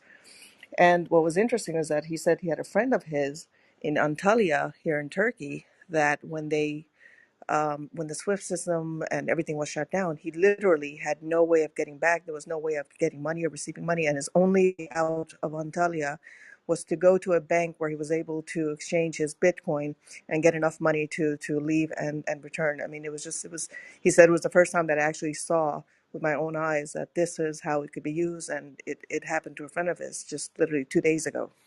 Yeah, that's what people don't understand. There's Bitcoin, the currency, but then there's the payment network, right? And so this is what people are doing now. And I don't know. It's like, I've noticed in some rooms, they tend to like not want to discuss that because they think we're like shilling Bitcoin. People don't understand. Nobody owns Bitcoin. If somebody buys it, I'm not getting anything out of it. There's no commission for me. The reason why we like talk about it is because people have to change with the times. You've got to be ahead of the times. So those people who in Ukraine, okay, look at the victims in Ukraine who had it, were able to get their money out. I've talked to people, Ukrainians myself. I've talked to them. They left behind their gold. They couldn't move it, but all they had to do was put their Bitcoin in a ledger, in a Trezor in their wallet, and they were able to get across. Like that is where the world is shifting Can I? to. I want to say something to that. I want to actually give you a story, and then I'll pass it off to you, Robert. One of the guys that I know who's been working diligently to get people out of Ukraine is actually a Bitcoin miner. So he's like, he's got himself set up in Ukraine. But one of the main things he said was, "I'm not trying to take your money to steal it. I've got my own money. I'm a Bitcoin miner. All of this and all of that." He's got his whole setup there in Ukraine, and he was saying, look, I don't need your money, I just need I want it for these people so that I can get them set up in hotels, hostels, and all of these other things for travel and gas and all of that. So it was one of those things that amazed me, specifically where it was like he's already got his own assets managed, so he can fully set people up, and without the ability to do that, he would have just been another volunteer who didn't know how to manage assets properly. And it helped him in the end, being able to have his own Bitcoin mining facility, or should I say crypto mining facility, and being able to help people in Ukraine. Okay. Hello, everyone. This is Rob. Tyler, did I say something? Yeah, go ahead. Yeah. Okay. Two things real quick. One, Tyler, I am looking for that bald head white guy avatar before you release tech news stuff. So when you create one, that would be awesome. Um, but next, the unintended consequences. The unintended consequences. I think hopefully there's universities and think tanks going through this exercise relating to currency, borders, and potentially mobilizing people who probably would not have been for what we are defining as a heinous act, possibly moving people who they're trying to influence changing a government, but they may end up mobilizing a set of people who actually end up supporting the government because of the situation that they have put the average man and woman into, relating to devaluing or making their money go away, or very difficult to get to. So they may have unintended consequences on that. Lastly, I get everybody talking about Bitcoin and all these coin things. All you're really talking about is the power of diversification, but I still believe, and most people still believe, until for a while, you still need to have a balance of dollar and other things. Just be watchful for people in the audience. I would never convert everything of anything that I have into one thing. So I get people talking about Bitcoin and everything like that, but be very careful of making major changes on anything in your portfolio, and make your decision and own it once you do it. Thank you. Hey, Robert, this is John. I just want to add to that because I think it's important as we talk about diversification and how Bitcoin relates to that. it's like investing in a company and saying, okay, I'm going to pick Microsoft and I want to put, 90% of what I have liquid, it just doesn't make sense. So the rule of thumb is you should never have any asset that's over 5% of your total net worth. And frankly, that's kind of what I'm doing. I do have a Bitcoin in my portfolio now. And as it dips every day, I put up like another $1,000 into it just because I do think it's a good hedge for the future, and I do think it's the direction that we are going as the U.S. dollar collapses and our economy, as we've seen. So, but I just wanted to, reinforce what Robert said. I think it was very well stated. This is John. I'm done. Yeah, I just wanted to add, like, Russia is really not the only country that has oil and gas. I just wanted to pitch again African countries that this would be a huge possibility for the African countries and also for Europe and the US. For example, Angola is um, one of the countries that has one of the biggest oil and gas resources still, and they are very willing to collaborate or to send oil and gas to Europe. Portugal has been through, of course, based on history, cooperating quite a lot with sending engineers there and so on. But yeah, it's just something to look into. I shared on Twitter some articles even before this crisis that people suggested to invest in the upcoming oil and gas industry in Angola. Yeah, I think we cannot be stuck in what we did before all the problems, or we just have to look forward and find a way. So it doesn't help to be sad about how life was before anything.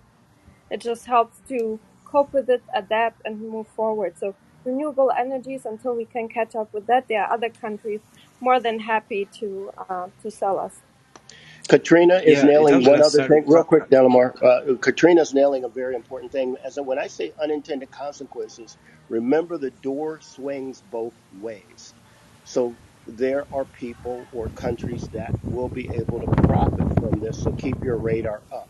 So the unintended consequences can be positive for certain places too. So keep your radar up for investments there too. Yeah, is there wind like blowing in the mic? Cause It's Lucas. Lucas, you have to close your mic. Go ahead, Demolition. yes, yes, but I just wanted to quickly say, just based on the African countries that have oil, the reasons why it would be easier to send it to certain European places and the UK is just because of our post-colonial history, and there's a lot of that in there as well. So there's problems even prior to even creating trade routes and trade lines and it being best for both the countries. And I'd love to say it would be best for Angola or best for Nigeria or anybody else with oil reserves to just have a switch between Russia or from Russia to Nigeria. But from what I was talking about prior to all of this like invasion, like how Africans in Ukraine specifically, it was around the point of the economy and how that affects the whole of Africa, and then myself being specific to Nigeria as well. So there's a lot of negative effects that's going to be happening, as well as just having to be able to trade oil, because a lot of the world gets a lot of grain and post products from Russia and China. Okay. I want to make a quick And comment. and it's not it's By post products, I mean processed products, by the way. And it's not like there hasn't been any export from Africa. There has been already. Nigeria, I think, exports a lot of oil to the US. I think at some point, 15% of the US capacity or import was from Nigeria. I'm not sure currently. But also, I think Mbwana mentioned it earlier, Angola, for example, I think there has been corruption that we have seen from Panama Papers and other things. So there are a lot of challenges that they need to fix, but it's not that it hasn't been done. Especially well-known law firms and stuff like that, they have been part of this type of corruption corruption and problems in Africa, instead of the population being able to benefit from those exports that they do it not in a nice way. I'm Yeah, sorry. I was gonna add to what Mazur was saying is that, in many ways, the tech boom in Nigeria is somewhat a result of also the oil price going down before, and allowing Nigeria to realize that there's other areas that they could be innovating on instead of relying on oil, right? So resource curse is something that's an economic term around overdependence on natural resources. Angola is another case in point. So, and I've been to Angola, and it was crazy when I was there. I think when I was in Luanda, I think it was the most expensive city in the world to live in because the oil prices had inflated the prices, so much. And I remember there was so much craziness there around like a government VC firm of $200 million. When there was no deal flow at all, there were no entrepreneurs. I even met the entrepreneurs I met said they didn't need money because they had the money. They just needed expertise, right? So all that oil wealth didn't really kickstart their other diversifications of the economy. So I would be worried that if Europe starts to switch on, say Angola and Nigeria, that it would reverse some of the progress I think is being made to try and diversify those economies away from oil, right? So yeah, that's want to make sure that's clear. But yeah, but they're also very corrupt. I think Dos Santos is now in Angola. The Dos Santos family is now out of power, but they stashed a lot of billions of dollars overseas. In fact, they ended up buying parts of Portugal Telecom and Miami beach condos and stuff, right? So and a lot of that money ended up in Mauritius, and it caused a lot of other issues. So yeah, like I'm hoping that obviously going forward, if both those countries have better governance and they can channel that wealth of the oil back to the people better, then sure. But if not, then it would just deja vu back to the old days. But I I totally not say that Russia doesn't have corruption problems or oligarchs sending their money to London or all over Europe and Miami. Like That's I'm a I'm not false saying that equivalency. Russia's any That's better. they, a I'm not saying that at Russia's least yeah. any better. I'm just saying that Africa already had this problem. So, Europe switching to Africa wouldn't we might even embolden other dictators in Africa to do other stuff, right? So Yeah, it's not really the fairest of comparisons considering the structure in Africa. Let me just talk to places that are oil rich, right? Have had a lot of European influence that forced the economy to crash, and I'm gonna say that candidly because that's generally what's happened. And yeah, so when it comes down to even Nigeria and the way that oil has been, dictated the way that it's gone and who it goes to, that is almost a direct correlation to how bad the social standards of people there are. So, yeah, like let's people not keep, forget Venezuela, Iran, Saudi. I mean, it yes, goes on, right? It's not no of one's immune course, from this. It's just yeah, yeah. yeah, So it's just but that. I'm That's why I just, mentioned resource curse. That is the yeah. economic term to describe what I'm saying, which is that overdependence and empowering maybe a small elite in a country, doesn't help the people necessarily, right? Yeah, and Damilari, let me point out that Africa's biggest problem in the next year or two is going to be the food, because they're a Exactly. net importer, and I know that they have increased their food capacity and so forth, which I think was 5x, and I'm getting this also from Peter Zayon. The problem is that their population has increased 6x.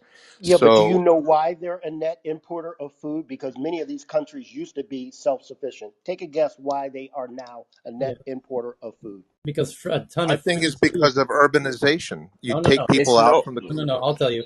It's no, because Nope. that was a, U.S. aid flooded the markets with free food. It killed all the farmers. Exactly fucking right. Thank you, yes, Tyler, Yep. for getting yeah, me Yeah, on I that. don't doubt that. I Exactly don't fucking doubt it. that at all. yeah. But There's a the long point is, history of we that. have a problem now, and here's the scary thing: Peter Zion thinks the world will never see 9 billion people, and if things are going the way they are, the estimates are that starting sometime this year, carrying up to next year, we could have, and this is scary, we could have 1 billion people die of starvation. Yeah, but I mean, I don't do the fear and factor thing. But look, but why do why we have always Well, think just these growing clarify. Let me population just is the clarify best really thing? quick. There's a Why do we difference countries? think growing between. We talk population is the about best thing? different deals with African countries, and there's all this patronizing discussion right away going Yeah, on. but I think money always helps. can I It say helps I always. want to clarify something. There Thank you, is a Katina. difference between fear mongering and saying something that's scary. I'm not fear mongering. I'm looking at the data and the projections, and it's scary. That's different from fear mongering. No, I'm sorry, it's patronizing. And why can't we think that African people can govern themselves if they have enough money and their own economy? I That's never said anything that independent No they one couldn't. said that. that's I never said they the couldn't. country that we are having. It's not No, no one, But patronizing because no I And never one, Kato, said that. no there one was is can I saying can I that. take this also No one, No, one is. please? and Katerina, an you assumption. Katerina, you even have the African people on stage saying that he never said anything like that. So you might want to No. drop that one. Exactly. All we are saying is there is already existing corruption. That's what Mbwana. There is a book out there, actually thousands of books about the resource curse, the natural resource curse. That there are many challenges. You could look at Botswana that has diamonds, and they did implement it quite well and became one of the good countries that have a very good saving that can actually fit their country without anything for more than a year, which is much better than even the Western countries. But the same issue if you go to Sierra Leone that has similar diamonds, and they are not. They are struggling. And it's not just Africans don't have governance, but Don't every forget single. DRC, Meseret. I mean, you Exactly. can write a long essay, Exactly. and there Exactly. have been long books written on this. I Exactly. wish. I mean, So put Italy, Mandela not a with Kagame, problem. with I don't know, Mother Teresa, and run Nigeria, and boom, yes, I want to Actually. believe I that know, oil and money. it's that's But it's the terrible history is not on mafia. our side here. But Did we Katrina, stop I having think history if I can say here? something, I Did think did Italy? if I can say something, so every single country all over the world has the bad and the good. So the problem with Africa has been the bad from Africa as well as the bad from the West. They collide and they make things really, really worse. Like Mbwana said it many times, the Dos Santos family, the Panama Papers has said it, the country people are all starving. You can go and say it, really even research it. While this family, the president's family, his daughter, have billions, and like he mentioned that they own even many telecos and oil companies all over the world in South America and stuff. So these things do exist. It doesn't mean that we don't have Mandela, one of the best leaders in the world, is out of Africa, but we do have the bad ones all over the place. So you really have to fix that before we can say, hey, let's move there. Because I think one of the best consulting firms, many of the best law firms are actually helping the bad African leaders to actually hide and embezzle a lot of the money from these resources while they are really, really starving their own population. So until we figure those things out, we don't want to just duplicate the issue that we already have. Not only duplicate, but make it worse. So that's my 5 cents. So I Yeah, I wonder, want to if those slightly people pivot speaking for away. Africa. Let me ask a question. So we see now what governments can do to shut down oligarchs and where they're using their money and trying to shut down this corruption. If the West and the U.S. really cared about quality governance, why haven't they done the same after all these oligarchs and leaders from these countries that we're now talking about being corrupt, that are taking the oil money or resource money and buying chateaus and other places and things like that? Why hasn't the West or anybody done anything against that? Thank you. Well, That's, I think, yes, what they need to do. That's exactly what they Eh, need to do. because it's I they're mean, but the corrupt answer too. to that. we have to be careful. Just want to you have to be careful because when you say when the West has to do this, let's rewind and go to the Cold War. How many attempts have we had by the Westerns to replace one leader with another? Right. I'm not saying that that's the I only way totally to approach concur. it, I'm just but having an exercise I'm here. not saying that's the only way to approach it. You have to go in and CIA style and but that itself is a touchy subject, right? You're trying to build democracies in these countries so that the people elect the leaders that will lead them out of this place, right? And then to a better, better economic future. But so even saying that, how can the West be helpful in helping these countries? You have to be careful. There's a bad history there too, because I you think it was want these slightly But countries to be rhetorical, that's helped though. not to what be I'm able saying, to rise Mbona. up and What I'm decide for saying is themselves. Why are Yeah. we having the Western consulting firms and the Western private firms that are helping actually the corruption to ferment and thrive? Because that's all I'm saying. I'm not even saying that the West should be helping the African leaders. What I'm saying is they should stop helping them embezzle African resources. So if we look at the Panama Papers that came in just last year, or the Pandora Papers, we can keep on going. And like you said, there are books and leaks and stuff that we can see Western companies being able to help these companies shield all this corruption. That's all I'm saying. We need to root out this corruption, not just in Africa, not get a good leaders in Africa, but stop these Western, good companies, Western really law firms, the Western consulting firms, well-known ones in the UK that we saw in the Panama Papers, to stop doing what they are doing. But Bessie, it's not only these corporations. All governments, all nations, all leaders, all people who have some level of power or control or desire to control, they demonstrate the same difficulties you have described among certain African leaders today. I mean, they could be African, South American, Chinese, Russian, whatever.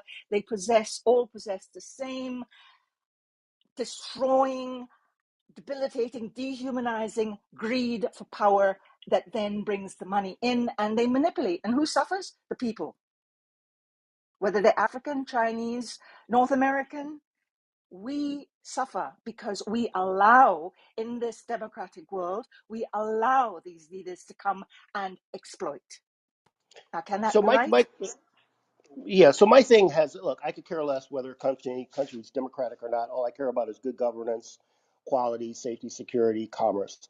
My question was, if the West and the US is pursuing in the pursuit of good governance, and we're talking about on the financial level, and we see how the West and other countries can come together and crack down. We see the case study right now, right in front of our eyes here in Ukraine, how you can go after the oligarchs or you name it and shut them down. If the West that says that it cares so much about so many countries and the people and starvation and everything like that, and how resource rich countries are abusing they're corrupt and everything like that, why isn't the holder of the money supposedly and the holder of the transactions cracking down and forcing those who are going against good governance and the values that we are supposedly purporting? Why aren't they doing that? Can That's I? not, I'm not looking for an answer, it's just a question. Well, if we can just stratify that, right? Right now, there's a not every need is going to be addressed with how we're addressing the Ukraine situation, right? And a democracy's it's ugly. It's tough. Democracy is tough, and then the underlying capitalism, I think, is really the source of so much of the problem. If we just use the U.S. economy, if we just use the term socioeconomics, right?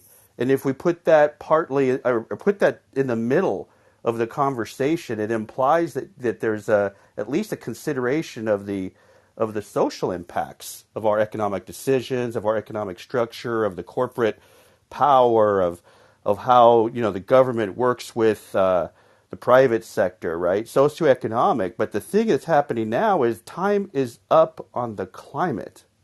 So all that we've been talking about, and this is such a great conversation, so there's also the Mama Gaia piece to all this, right? As Tyler keeps reminding all of us with regards to being off grid and being independent and things like this, there's a big reckoning coming, right? And it's what's so stressful is we haven't figured out as a species how to respect each other in a way that we can even find. I'm not really so optimistic that we have historically found a way to work together as a people to be able to weather the natural challenges that we're going to be having. So I think this conversation has to continue, and we just need a better way to model a lot of this. I think the UN, as messed up as they are, it is kind of our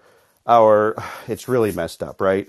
We hopefully there will be some new ability for them to start to help us teach ourselves how to get to this next chapter of human history we need to write, because it's for all the great reasons that people are bringing up. It's going to be challenging. And to Sadly, piggyback on David. what David is also saying, if I may, just also, it's, democracy is also to acknowledge that there isn't a one size fits all democracy, even though at its core principles, are what it is. But to understand also, where in some cases it has failed is because it's failed not acknowledging or not being able to incorporate someone's culture within that. So to identify that in order to have, a success, if you want to talk about democracy or bring democracy or keeping it up, is to also acknowledge the different cultural aspects of what that could mean for that country. So are Okay. we Thank you, saying Neda. And I togetherness can believe that only occur with democracies? Hold on. a Go ahead, form Yeah, David. of can democracy. I just pivot the conversation Hold back on. to the Hold on, Demolaire. Hold on. Pat, what were you trying to say? oh I was trying to say that based on what Nada was saying, she's absolutely right. But that is part of the reckoning that David was talking about. And where I sort of slightly disagree is that the reckoning is not coming. The reckoning is here. And it's been here for quite a few decades already. Every time there is a disaster, it's an opportunity to challenge that reckoning, to face that reckoning. But we're getting these crises more and more and more frequently and right on top of each other. And here we are today in 2022 with all of this. COVID's not sorted out. We've got a war that goes goodness knows where. We've got technology that's taken us wherever it is. These are all opportunities because technology has great opportunity. The trouble is, we're not facing the reckoning. Why? I don't know. We're not able to. Neda's point about cultural is very important. And and democracy in a way has become a fantasy because we've put these airs and graces on it that really are more related to somebody's idea of power than what it can actually achieve. On the other hand, you have the communist or socialist sort of idea that Russia and China and other countries are starting to form this axis of other form of governance in the world. That's not going to solve it either, because the way that China particularly tries to control thought just is not conducive to creativity, to solving situations, to improving the welfare of all, regardless of how Xi Jinping tries to promote the idea of common prosperity. Just look at China. How many people there are on the top of the pile or at the tip of the pyramid? Very, very few. How many people are there suffering? Loads. And we've seen that in Russia. So where are we going with all that? We've got to find our way to navigate through that. Whether the UN can do it, it's the best chance perhaps, but we've got to do it because, yeah, we'll never make 9 billion at this rate. And it's not Mother Earth's fault. It's our fault. Thank you. I'm sorry about that rant. I want to get into the tweets again because we're now at. Yeah, hold on. Was that Asif? We got to move on to a new topic.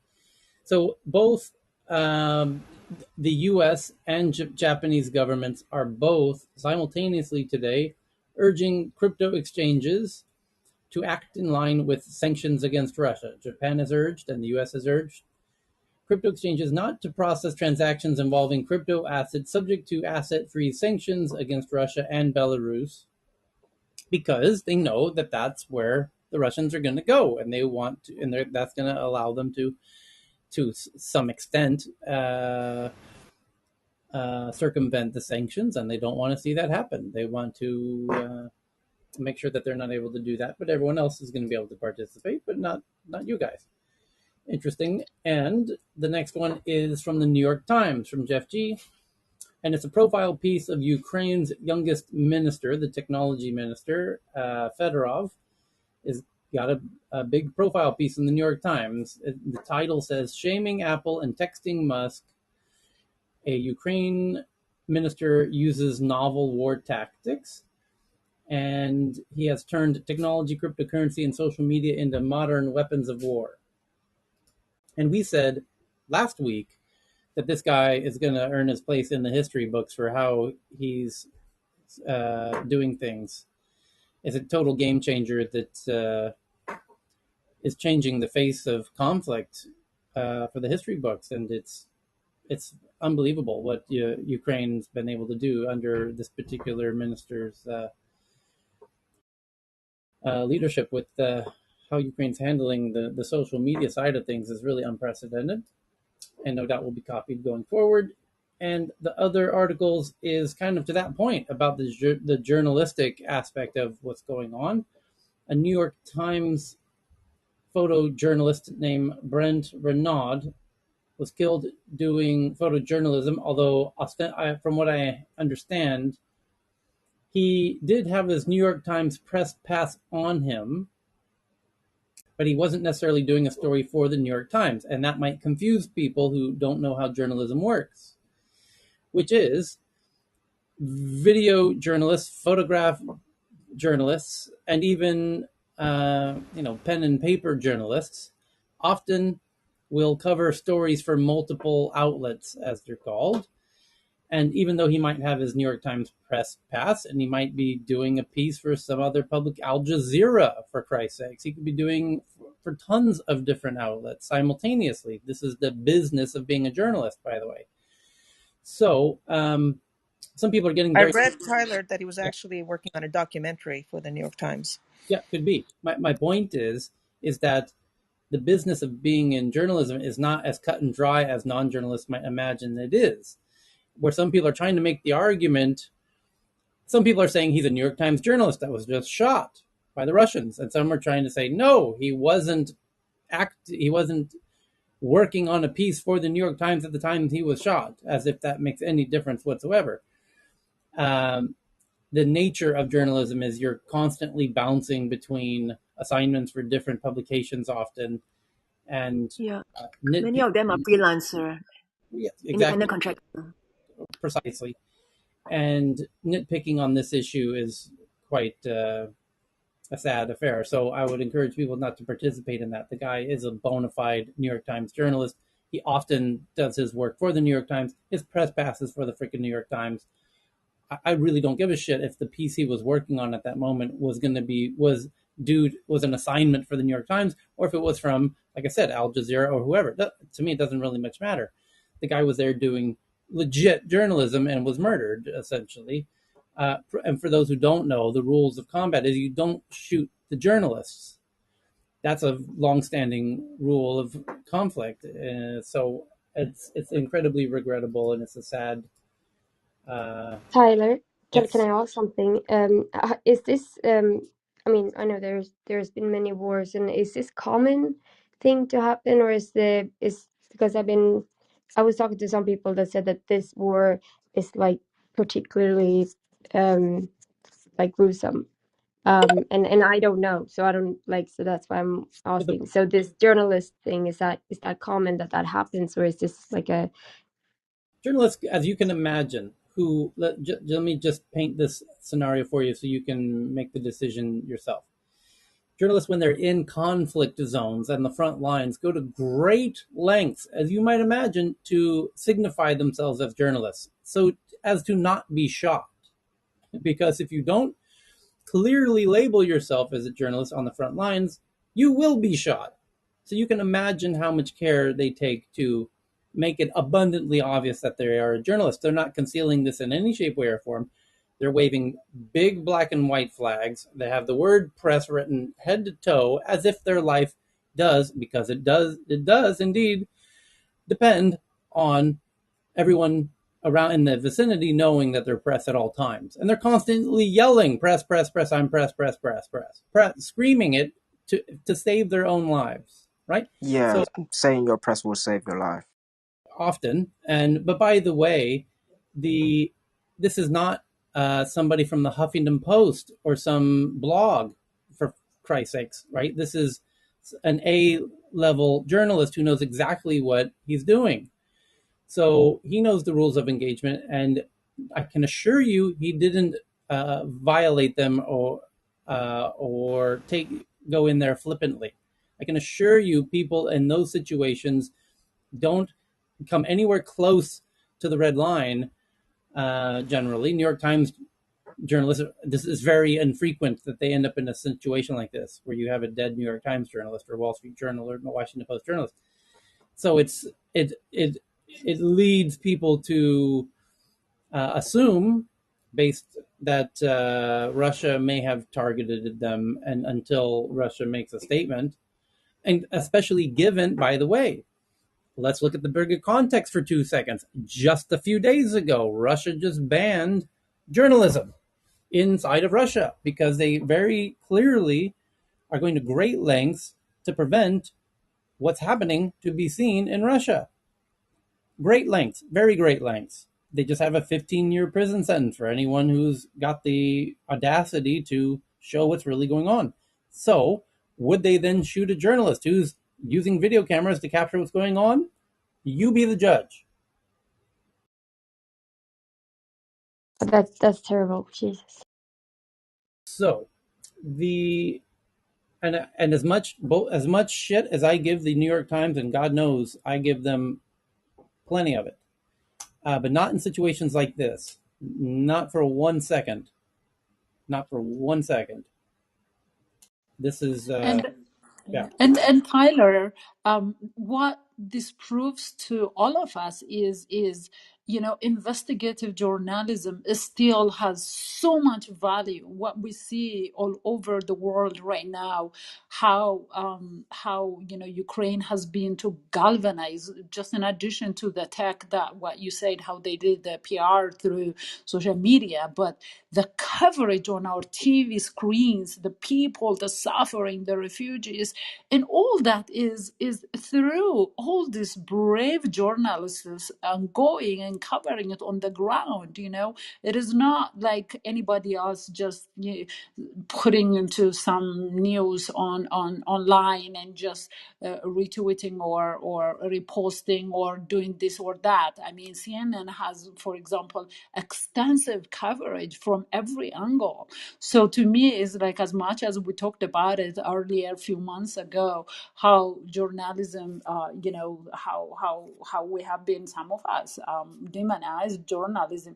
This type of on the ground real coverage is really what's needed, and what's helping right now. I just wanted to add that. Okay, I got 3 quick more Ukraine related ones, and then we'll end on a fun one. The Ukraine ones I have is from BB from South China Morning Post, that China must cut ties with Russia or become isolated, according to a Shanghai academic named Hu Wei, who is associated with the State Council. Says the war could ultimately see the U.S. gaining leadership in the West and China becoming more isolated, due to tarnishing its reputation by being too buddy-buddy with Mr. Putin. And that makes a lot of sense.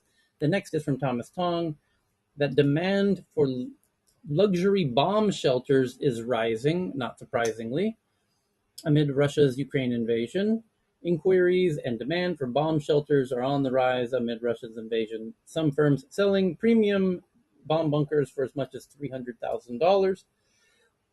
Poppy found this one from the Wall Street Journal, that Ukraine is the world's leader in surrogacy pregnancies. But babies are now stranded in a war zone. In the basement beneath one apartment block in Kiev, 19 newborns lie in plastic cots, their cries mingling with the blare of air raid sirens. And that's an interesting angle on this invasion, that this cottage industry of surrogate mothers giving birth to kids there who are not able to deliver the babies to the parents. And so they're caught there. That's a really interesting angle. The next is from Katerina, that scientists discover a promising new electrolyte for solid-state lithium batteries. The new battery material offers a promise for the development, and let's hope so. Fingers crossed. We need a battery breakthrough quick. Like, speaking of batteries, Elon Musk is in the news because his former partner Grimes did a piece with Vanity Fair pointing out some interesting aspects of the relationship. I'll just leave it at that, and we'll end it. My last tweet today, I forget who shared this one. Jason shared this one. from Newsweek that an Amazon employee is trapped by robotic warehouse shelves in a viral video where the warehouse employee is stuck in the warehouse between these moving robotic shelves, and he's been caught in the matrix, you could say.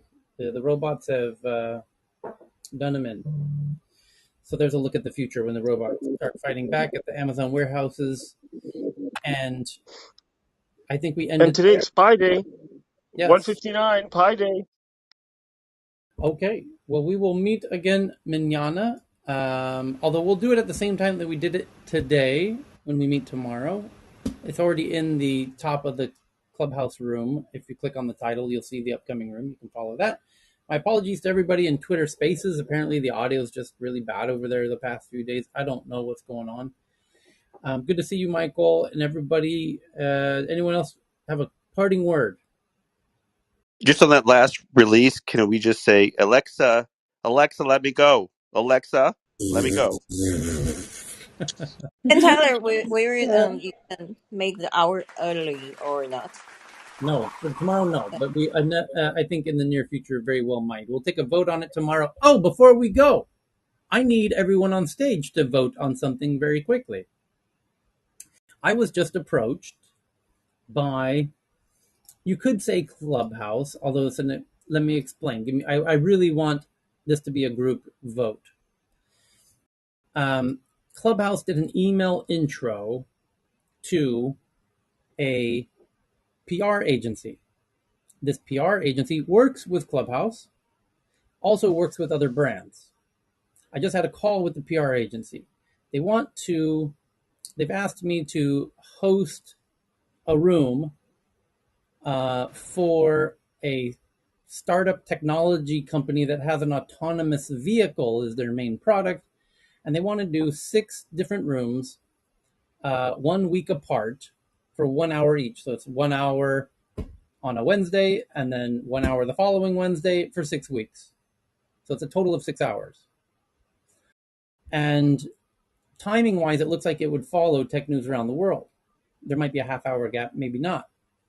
The question is, we haven't discussed payment, but the question is, the implication is that it's a payment thing. They've asked me how much I want to be paid. I don't have an answer for them. And the bigger question is, even before I give them an answer, I would like to see a vote. I would love to do it anonymously. I don't really care. It doesn't. You can vote either way. It's not going to change my opinion about the people voting one way or the other. I just want to get a litmus test for how we, as Tech News Around the World, would feel about that. And because if the majority of people say don't do it, well, then I'm not going to do it. If the majority of people say do it, then I'm going to do it. I don't care who's voting which way at all. I just want to know which side wins the most votes. Should I do this or not is the question. So please flash your mics if you think I should do it. Now, why wouldn't you want to do it? Is there? Yeah, I Okay, would. well, flash your mics if you think I shouldn't do it. I don't see anyone flashing on either side, actually. No, what I'm is Ask abstaining. right? I'm abstaining. ask who's Yeah, me too. unsure. No, what is the downside, Tyler? It's your own decision, right? You're the one going to do Sure. it. Well, I thought because I do. 1 hour doesn't seem long enough, though. I think it I, would have to be 2 hours, given Eric, the kind of level of discussion that we Eric, jump into. Eric, I, Eric. I So, just, what's the fee, Tyler? Is it I said, 50 grand, 100 grand? I said the same thing, Eric. That you probably going to want to have more than an hour. By the way, no fee Yeah. was not discussed at all. They asked me what I wanted to charge, and I said I'll get back to you. Why don't you Maybe Tyler, just I we go just should down say the decide Share that with list your of Red their beloved should that take the fans. vote. just go down Yeah, the list of maybe. everybody on stage and ask them, and then whoever feels comfortable say I don't know or yes or Okay, no. no. Everyone can abstain. Feel free to abstain. Again, I don't care how people. I'm not going to attach. I'm torn myself. I could vote either way myself. So I'm I not. say do it. Well, this is I my say do You know it. what the problem is? Without knowing what the downside is, right. it's hard to make an exactly. informed Yeah, You that's decision. need why You I'm know. asking what's the But that's why downside. you you abstain. need When to you go through don't, the pros in and voting, cons, when you Tyler, and don't then we know can enough, all you work through it. abstain. I honestly, Right. Maybe do a Google. hang on, guys. Google. Yeah. I honestly Go on, don't know Tyler. fully what the pros and cons are at this point, but Hey, I think Tyler, can I speak to the pros and cons real quick? okay. So I'm a big believer in, I subscribe to paid research for analysts, and I'll tell you why. And this will relate to the decision making you're making now.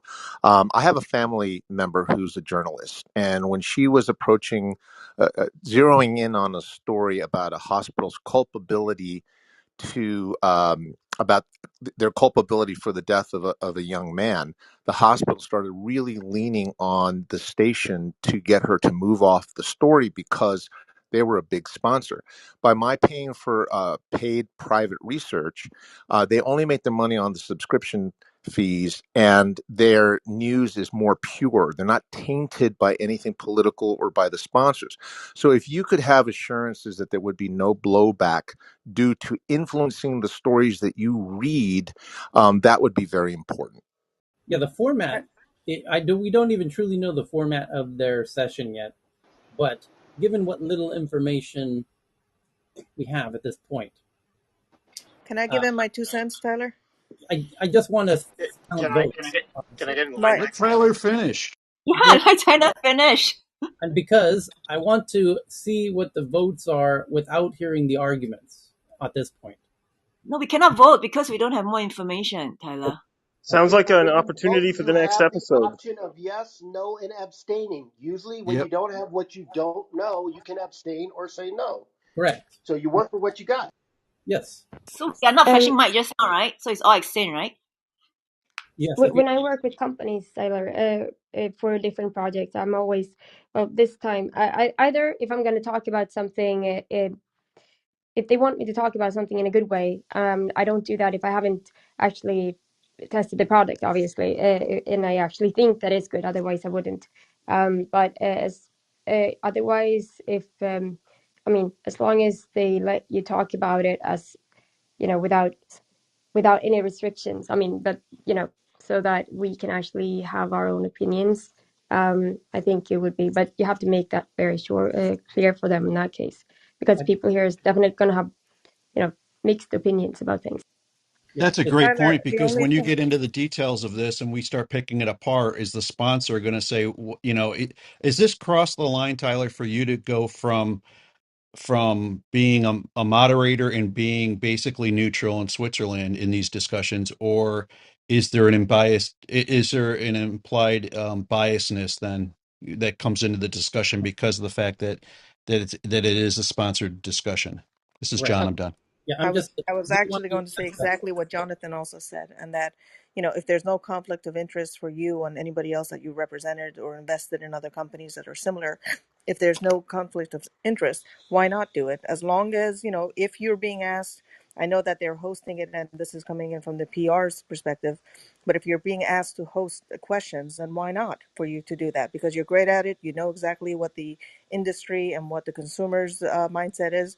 So as a, just like, John just said, if you're Swiss on this and you're just asking questions and you're trying to bring up points, but not take any sides, if that is the possibility of that angle, then I think you absolutely should do it, because then this could open up the road for a lot of other conversations like this for Do you. this. Send me a Twitter DM if you feel strongly one way or the other. I've so far I have 3 do it's and no not do it's, and again, I could easily make arguments for both sides myself, so I'm not gonna feel one way or another towards you for saying one way or the other. And if you don't want to DM me, don't DM me. That's you can abstain, of course. So if you One comment. yes, I think it depends. Yes, for if we are a focus group.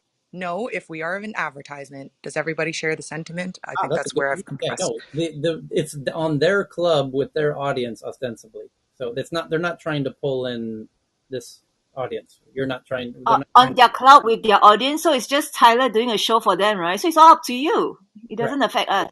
It's in their club. Unless you're insisting that all of us should attend. If No, you're not, then it's none of our business, right? right. It's just you. It's their club. It's their room. I'm the host. That's what it is. Okay, you just charge them for your moderation. That's all. Correct. So it's up Oh to yeah, you. But is there, but Tyler, is there expectation that you're going to pull your audience, right? Obviously, I don't think that's got to be Yeah. So that's the thing. assumed. I don't think so. Yeah, Tyler, the then up to superstar you, Tyler. You're moderator. just doing your usual freelance work.